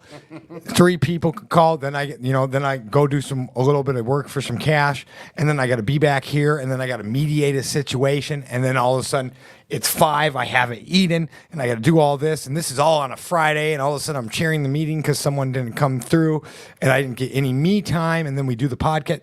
There are days and you're on the board and do it. There are days that it's like that. And I'm running off of 3 hours of sleep because an addict called me the night before. That has happened, and there are days I would fuck that. Right. There are days I want to be like, you know what? I'm gonna play it, but I don't. But I've also on that aspect had to. You guys know there's time when I go on a vacation or I go and take care of myself. A lot of you guys are pretty good not to call me because you want me to get that time because I don't do it. I yelled at you when you called me, if you remember. Oh yeah. I said, dude, go enjoy your vacation. Matt used to be real. He used to do that too. If I'm like, dude, I'm on my, and he knows when he comes in my room, I'm like, dude, my day's over. I'm done. Like that's me. Like I'm about to flip out. I can't handle anymore. I'm done. I pushed it to the wall and I went 20 feet past it and I'm done. So I've learned that. And so that, but of course I still do stuff with instant gratification. You want to see an example, Tim? Yes, I want to hear one. So he just gave me the. So Matt, in your recovery, whether it's now after your relapse or even in your earlier recovery 3 years ago, did you find yourself doing that stick out? I guess that you remember doing things and realizing after, like, I shouldn't have been doing that. I was just doing that for some quick, like, feel good or instant gratification. I mean, I can't think of one particular, but I being an addict and knowing that's something that I seeked is the instant gratification. I'd be lying if I said no. You know what I mean? Absolutely. Like I said, I can't pinpoint one situation, but I'm sure there's been several. I don't know what much more to say on that besides yes. Yeah, I mean, yes, absolutely. Wait. You do stuff for instant gratification? Yes. Can we delve into this? No, I'm just fucking Elena, with you, turn man. that mic on real quick, please. Our 13 hat wearing producer tonight, Elena. Ooh, the lovely Elena. We need her to answer this. And Elena, let me ask you, what are you doing that you are doing for instant gratification? And you know you shouldn't be. Oh, you're asking her specifically? Yeah, specific. Share mic just turned on. Elena. Yeah. Share. Do you ever deal with that? And, Give us the deets. Like, talk. I'm all about recovery. Okay, that's not an answer. I'm not gonna lie. That usually is followed with a lie. Until about 6 months ago, I was all about instant gratification. Did your mic kill off? No. Okay. What? I can't hear you. No, it probably just, yeah. There you go. Up until about 6 months ago, you were about instant I was all gratification? about instant gratification. What changed? I found more self-love for myself. That a girl. Self-care. You shared about that on the show. That was like that's something real big she But shared about. I do the same thing Tad does. I've chaired meetings. I'm on the board at an Alano. Like I'm helping out with this, but I do this to show other people in recovery that recovery isn't just going to meetings. Recovery isn't just going and playing volleyball and going bowling. Recovery is actually showing the newcomers that there are other things that you can do to help bring more people into these rooms. Here. Rah rah, rah rah. That's a good answer. All right. Hey, What about you, Tim? I just want to is say there hi a- to my loving Katie and Samantha. They've both been sending messages like crazy to you? to all of us, saying what a great show. Oh, okay. And I love them. I Thanks, love ladies. them. We love all of our fans and My niecey and my auntie, Hey. my family, my normies. They're normies. I just want to say, everyone listening and everyone going through stuff, everyone here in this room right now loves you, and we're with you. yeah. We're with you. Tim, do you have any instant gratification stuff that you struggle with? Stuff we want like specifics, this. details. Here's one. Like Tad was saying, like if someone hasn't told you they love you today, don't worry, because I'm not gonna either. Like shit like that. Like that's an instant things like that. Like that's instant gratification. Shit like that. I do that way too much. Our sponsor shares about how I do stuff like that. Like I know now. Like them are the things I'm talking about. Matt does. Not on the show, Matt. The other Matt does this stuff, and I'm trying to grow to that point where I can start living that way. Like he's grown through those type of I don't know, those behaviors. Like Rob shares, like that's why I love you, Tim. Like you say shit, you don't care. You say it at the wrong time. Like that's why I love you. Like I don't want to be loved for that type of shit. Like I know them are things I need to work on and not do. Oh, you want me to said call that you out on that? Yeah, because I don't. Bad wanna- Tim. I, Bad Tim. He's slapping my hand right now. I got a water bottle and everything. Bad Tim. Yeah, he just squirted me with water. So I don't know. I'm not a wordsmith, guys. Hey, Jess. You know what? That's my thing. Is like instant gratification. You know what?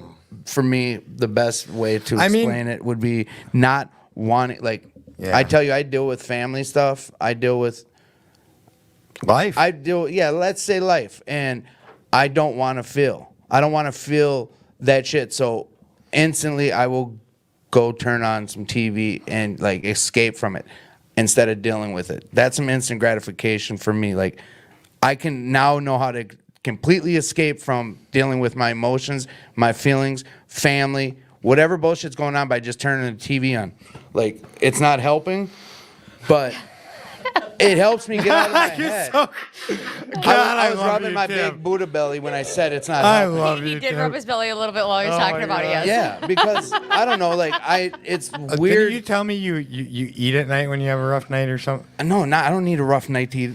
Like, Or you told me that I you do, eat like, you too go much. home and you're just like, I go bam. home. I don't eat until like 5 o'clock every day, and then I eat until I close my eyes. Oh man, do you Like, remember when it's we used to unhealthy. go to a restaurant like once a week just to get away from everything and Yep. just sit down? Why did we quit doing that shit?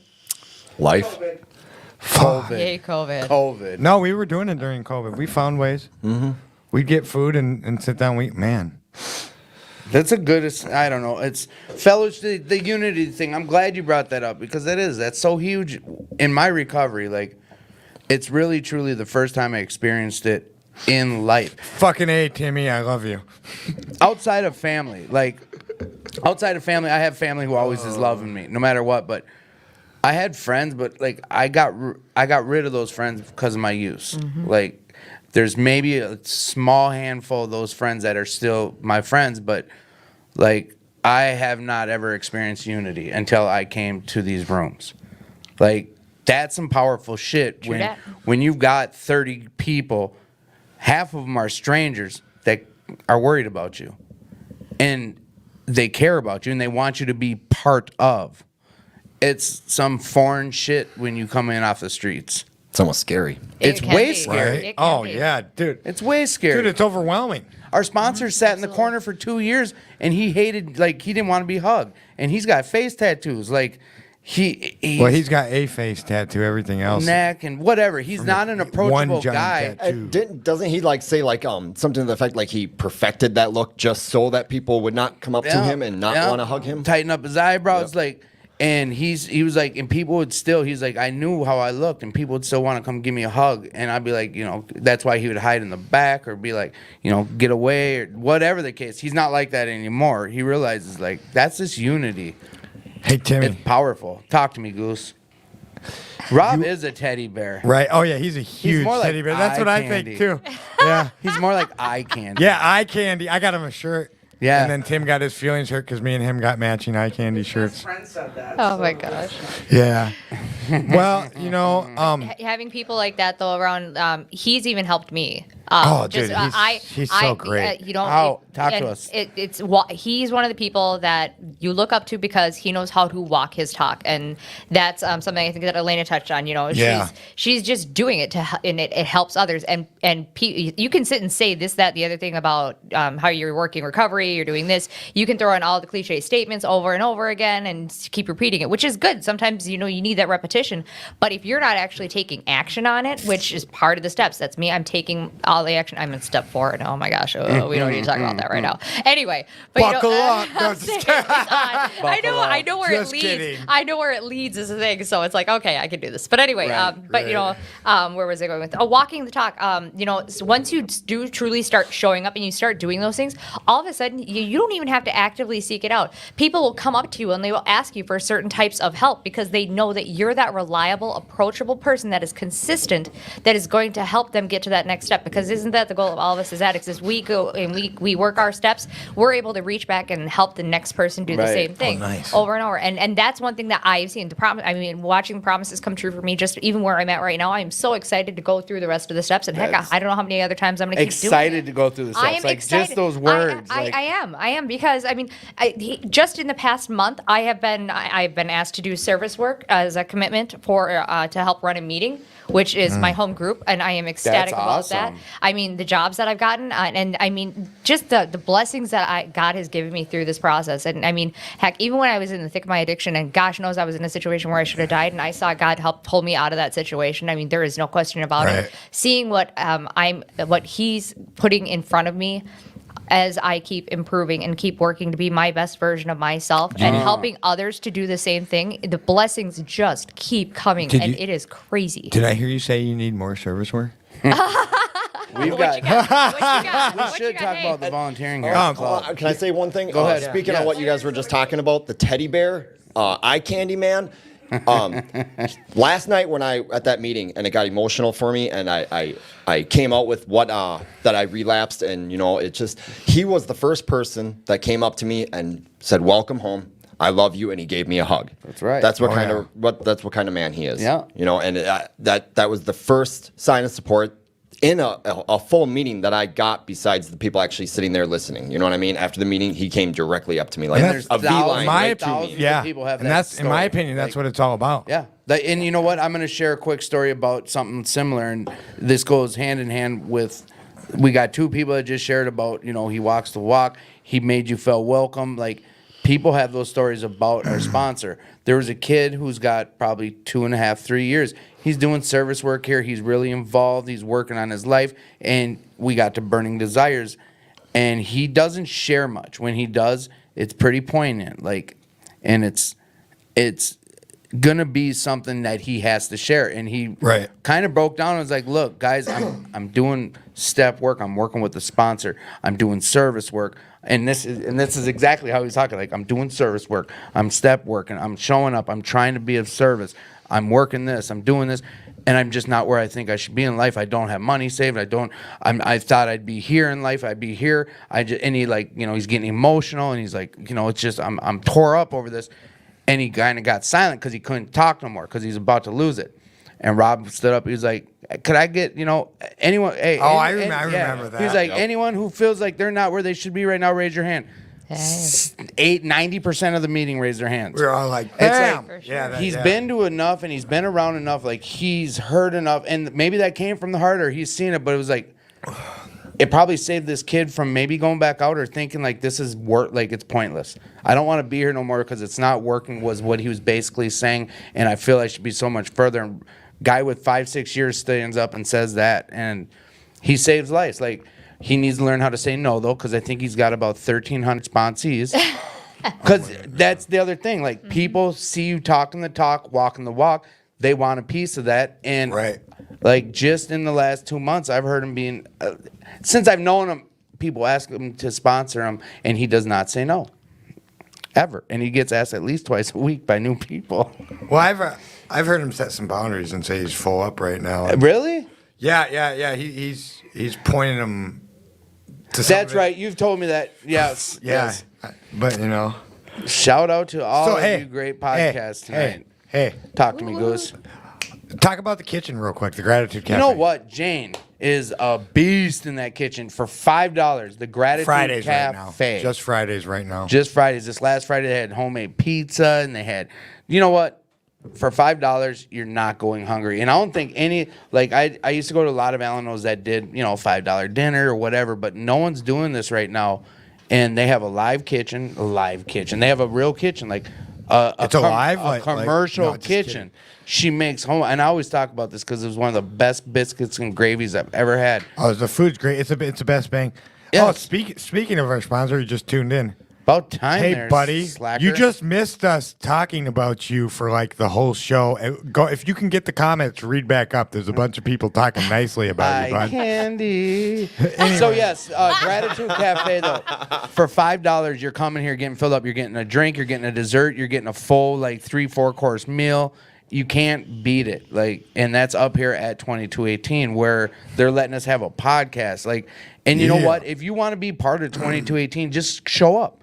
There's we're having a spring cleanup a week from next Saturday. Yep. Like, and be part of it. Like, she was talking about, like, for feeding kids, like, you're coming to a place where you're helping people live and survive and like start their new life. Like, be part of it if you want. We literally just talked about you for like 5 minutes, and the comment section is all about you. So if you go back like 5 minutes from when you tuned in, Rob, we just got done talking about you.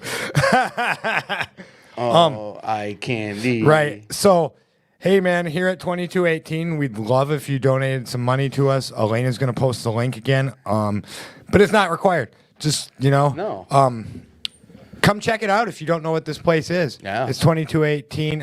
First Avenue South. Yep. So, with that, hey, Tim, what are you grateful for today? We're already at that time. Yep. What are you grateful for today, Tim? What do you think? My mother, my father, my niece, my aunties, my uncles, my normie support. Katie, I love you, girl. All right, so that's just a weekly thing. We shouldn't even say what are you grateful for. Just, Tim, go ahead and plug your family.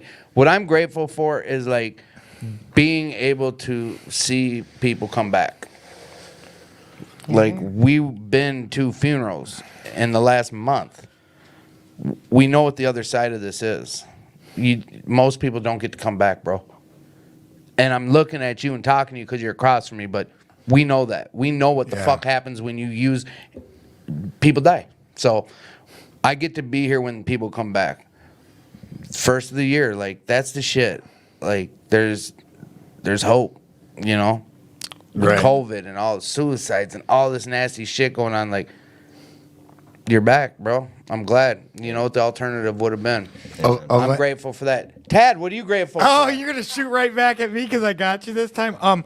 So I got a lot of things to be grateful for, but let's just start with, I'm grateful for Matt and Mandy. The M&M bunch. For stepping up. Thank you up because neither of them knew they were going to be on a podcast at the beginning of the day, did you? No. Absolutely. Mandy didn't know. I had like an hour. No, actually, I was asked to host it to begin with, and I said no. Yeah. But you said you would not host the show. You never said you wouldn't be a guest. So you know my. Well, anyway, Mandy had 57 minutes to prepare, so I'm grateful. I'm still not prepared. What are you talking about? You killed it, girl. You killed it. So I'm grateful for them, and then I got some other things. I am grateful for my female friends, and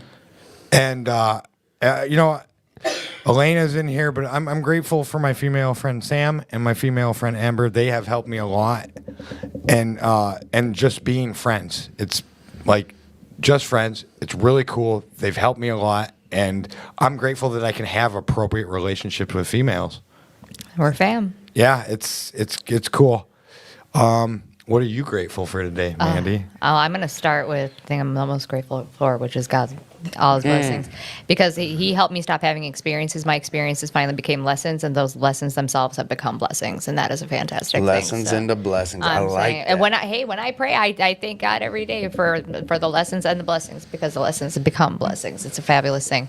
I am grateful for trust. The fact that you guys trusted to put me in front of a microphone and have people listen, and for me being able to start trusting others, because that's been a hard thing through addiction. You lose a lot of trust because you don't even trust yourself anymore. How are you going to trust anybody else? So I'm grateful for that, and I guess that's all I got. And I'm really super grateful that I got to plug this awesome place that does the free food for kids. That's the name of freefoodforkids.com. Just saying. Let them know Mandy sent you. Yeah, please, by all means, because I would love to get some people up in there and put some help to where it's needed. Yeah, we need to feed these kids.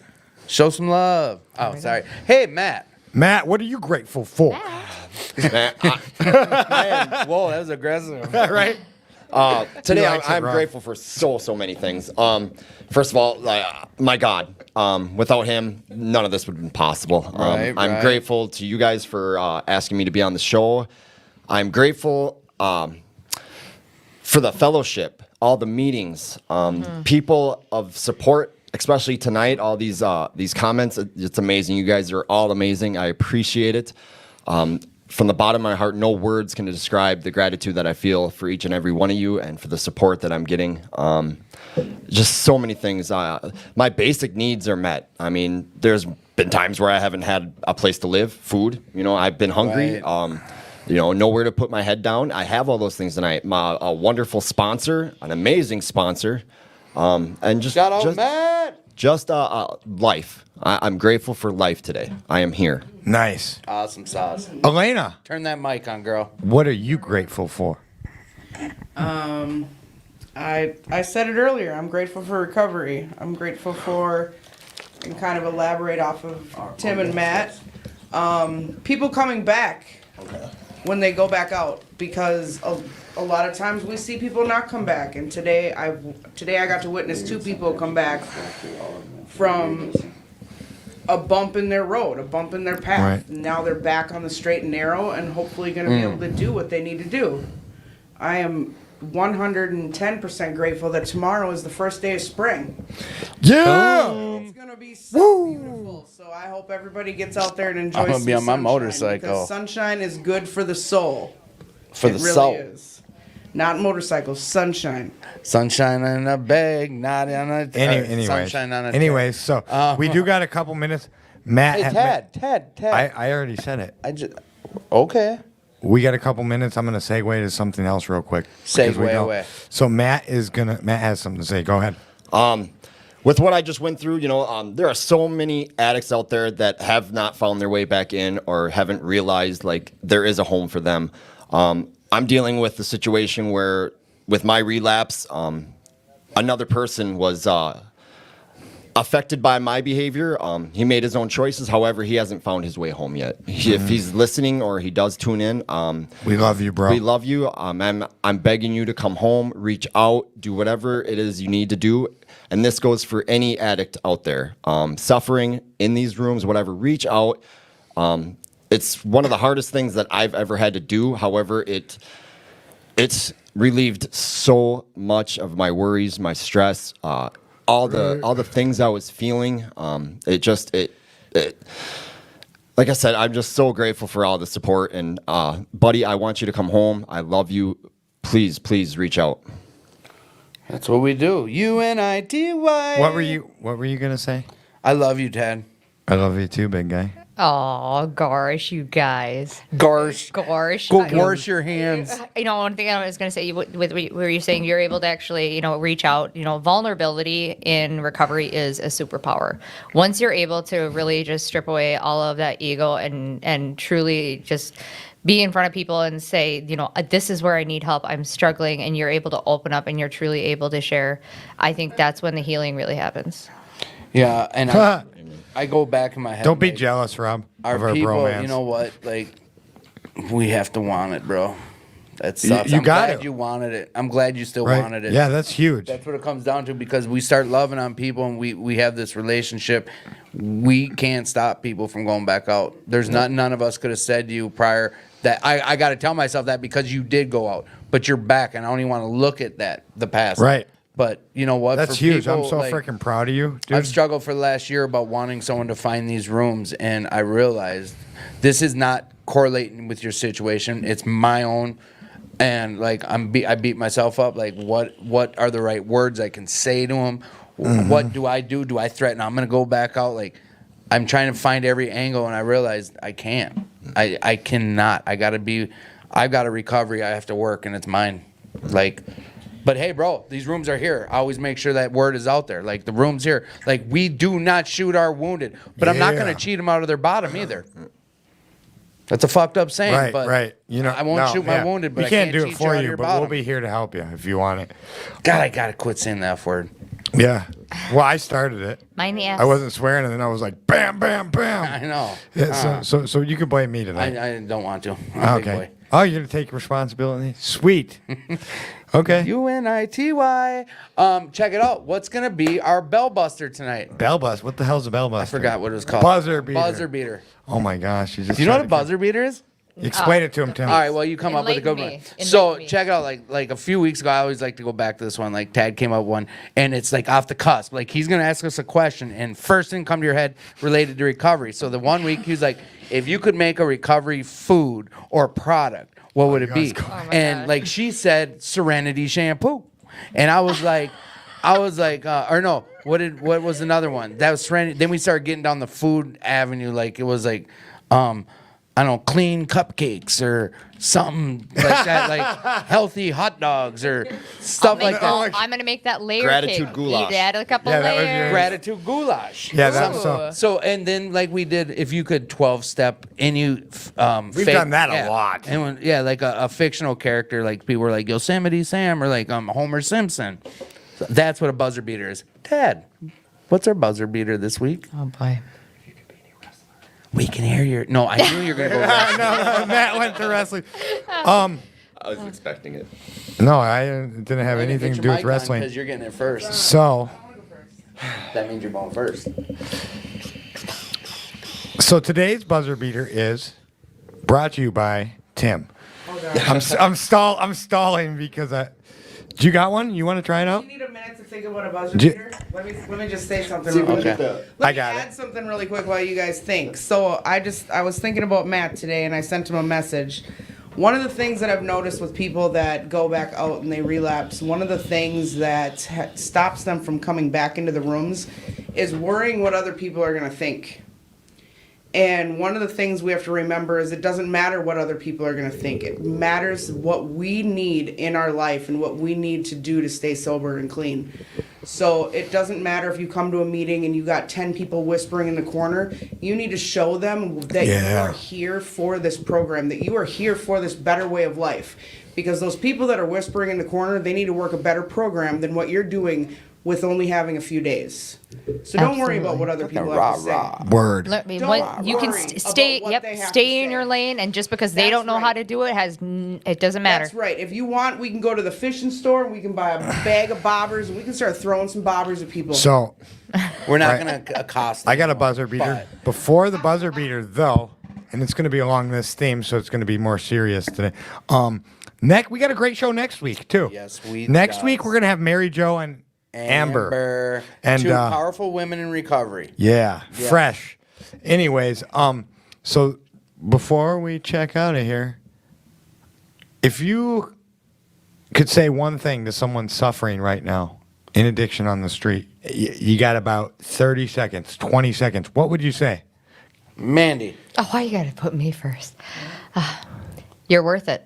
At the end of the day, that's the hardest part. If you realize how much you are loved and how much love you can give yourself, and you give yourself a chance, you would be amazed at the opportunities that come in front of you. And fear is the enemy. and you're gonna sit there and get in your own way constantly. That's the one thing that happened with me. I got in my own way and said that I keep talking about an internal narrator when I talk to meetings, that it gets mean, and that's inside of you. You have the capability of changing your perspective. Positive thoughts, positive affirmations. I'm that fool that has little affirmations on my mirror, so in the morning I can look at them and say, I'm worth it. I am worth this recovery because I know that I've done better. I can be better. Yeah. And anybody has that capability. So, and there's people out there that have your back, whether you know it or not. You're loved. And I love you all. Thanks. Tim. Thank you, Mandy. Tim, what would you do? What would you tell them? I'd grab them by their shoulders. I would shake them and say there is a solution. Like, there really is a cure. There's a way it can stop. You don't have to live this way no more. It can be easy. It can be so much easier. I promise you. Just grab onto my coattails as long as you need to. Elena, what would you say to the person out there still suffering? I would probably say the same thing Mandy just said. Like, you're worth more. You're worth more. One of the things that I did when I came back into these rooms is I got a tattoo on my arm that said, I am enough. Because no matter what anybody says or what I'm going through, no matter what, at the end of the day, I am enough. And it's for myself. It's not for anybody else. It's all for myself. Yeah. Boom. Matthew. I'll have to go on the same lines as just you're loved, you're worth it. Another thing I've been thinking about is like, I go back to this movie, The Basketball Diaries, and he says they got a thing going on. You want to come on in and take a look. It helped me. It may help you. And right. Just give them the chance and offer what was so freely given to me. Give it to them. Tad, what would you tell someone? Look, so first of all, you're enough. You do matter. There are other people that have been through everything you've been through, and we care, and we love you. And check this out. If I can get clean, and people think that I'm somewhat stable, because I'm not, I'm crazy.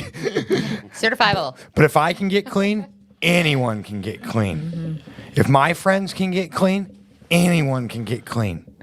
And guess what else? You matter, you're loved, and you deserve forgiven. You deserve to be a productive member of society. You deserve anything that you want, and you are loved.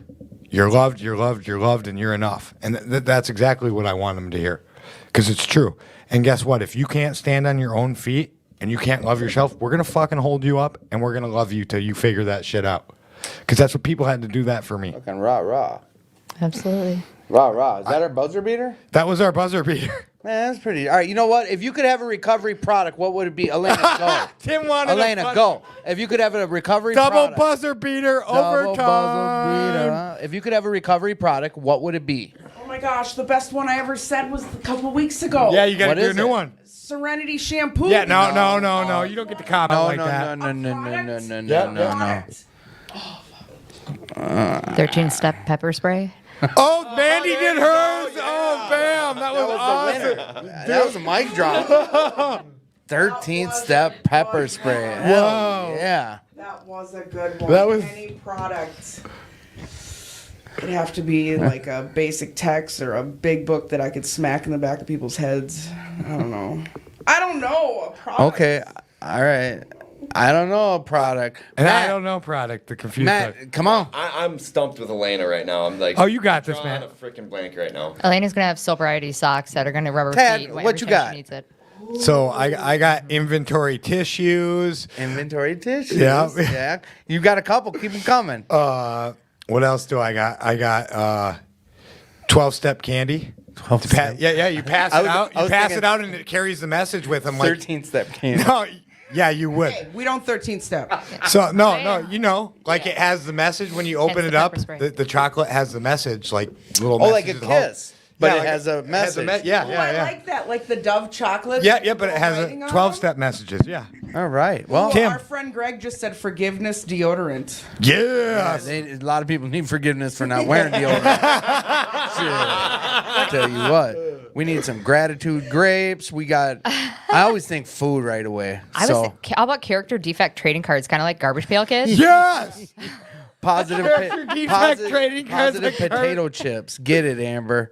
Wow, we got the audience in. We're going way over. Aren't Yeah, but it's all right. You know, I know a guy. We can go as I long know as a we guy. want. We can go as late as we want. I got to get up for an early meeting and work. And Yeah, I get a somewhat. I gotta get up at what, like 9 probably. Elena, thank you for all the stuff you're doing for us. We appreciate you. we love you, And if Elena. you guys want to volunteer, please come down to 2218. There's plenty of things to do. In a week from Saturday, yeah. we're doing a massive yard clean, and At we're 1 just o'clock. giving Just it a show- once over at this show place. up. Please show up. We need your help here at the club to clean. Hey, and if you have any ideas for the show or you want to volunteer or you need anything, feel free to hit myself up at Tad Ackerman on Facebook, or you can hit up Tim at. Timothy J. Warren on Facebook. And as always, just make sure that you say, "Hey, we heard you wanted me to hit you up." From the Make sure you let podcast. us know because Yeah. we do get a lot of spam. It's whatever. Just let us know why you're hitting us up. All right. Hey, everybody, you guys want to say bye, Mandy and Matt? No. Mandy I wants don't want to to. say goodbye. She I wants wanna to say stay till forever. next time. I want to stay forever. Hey, everybody here, we love all you guys. Thanks for watching. Make sure you smash that like button, share this with some friends be kind to each other and yourself, most importantly, and have a great week. Rabbit. Did you click it? Are we off? Is it over?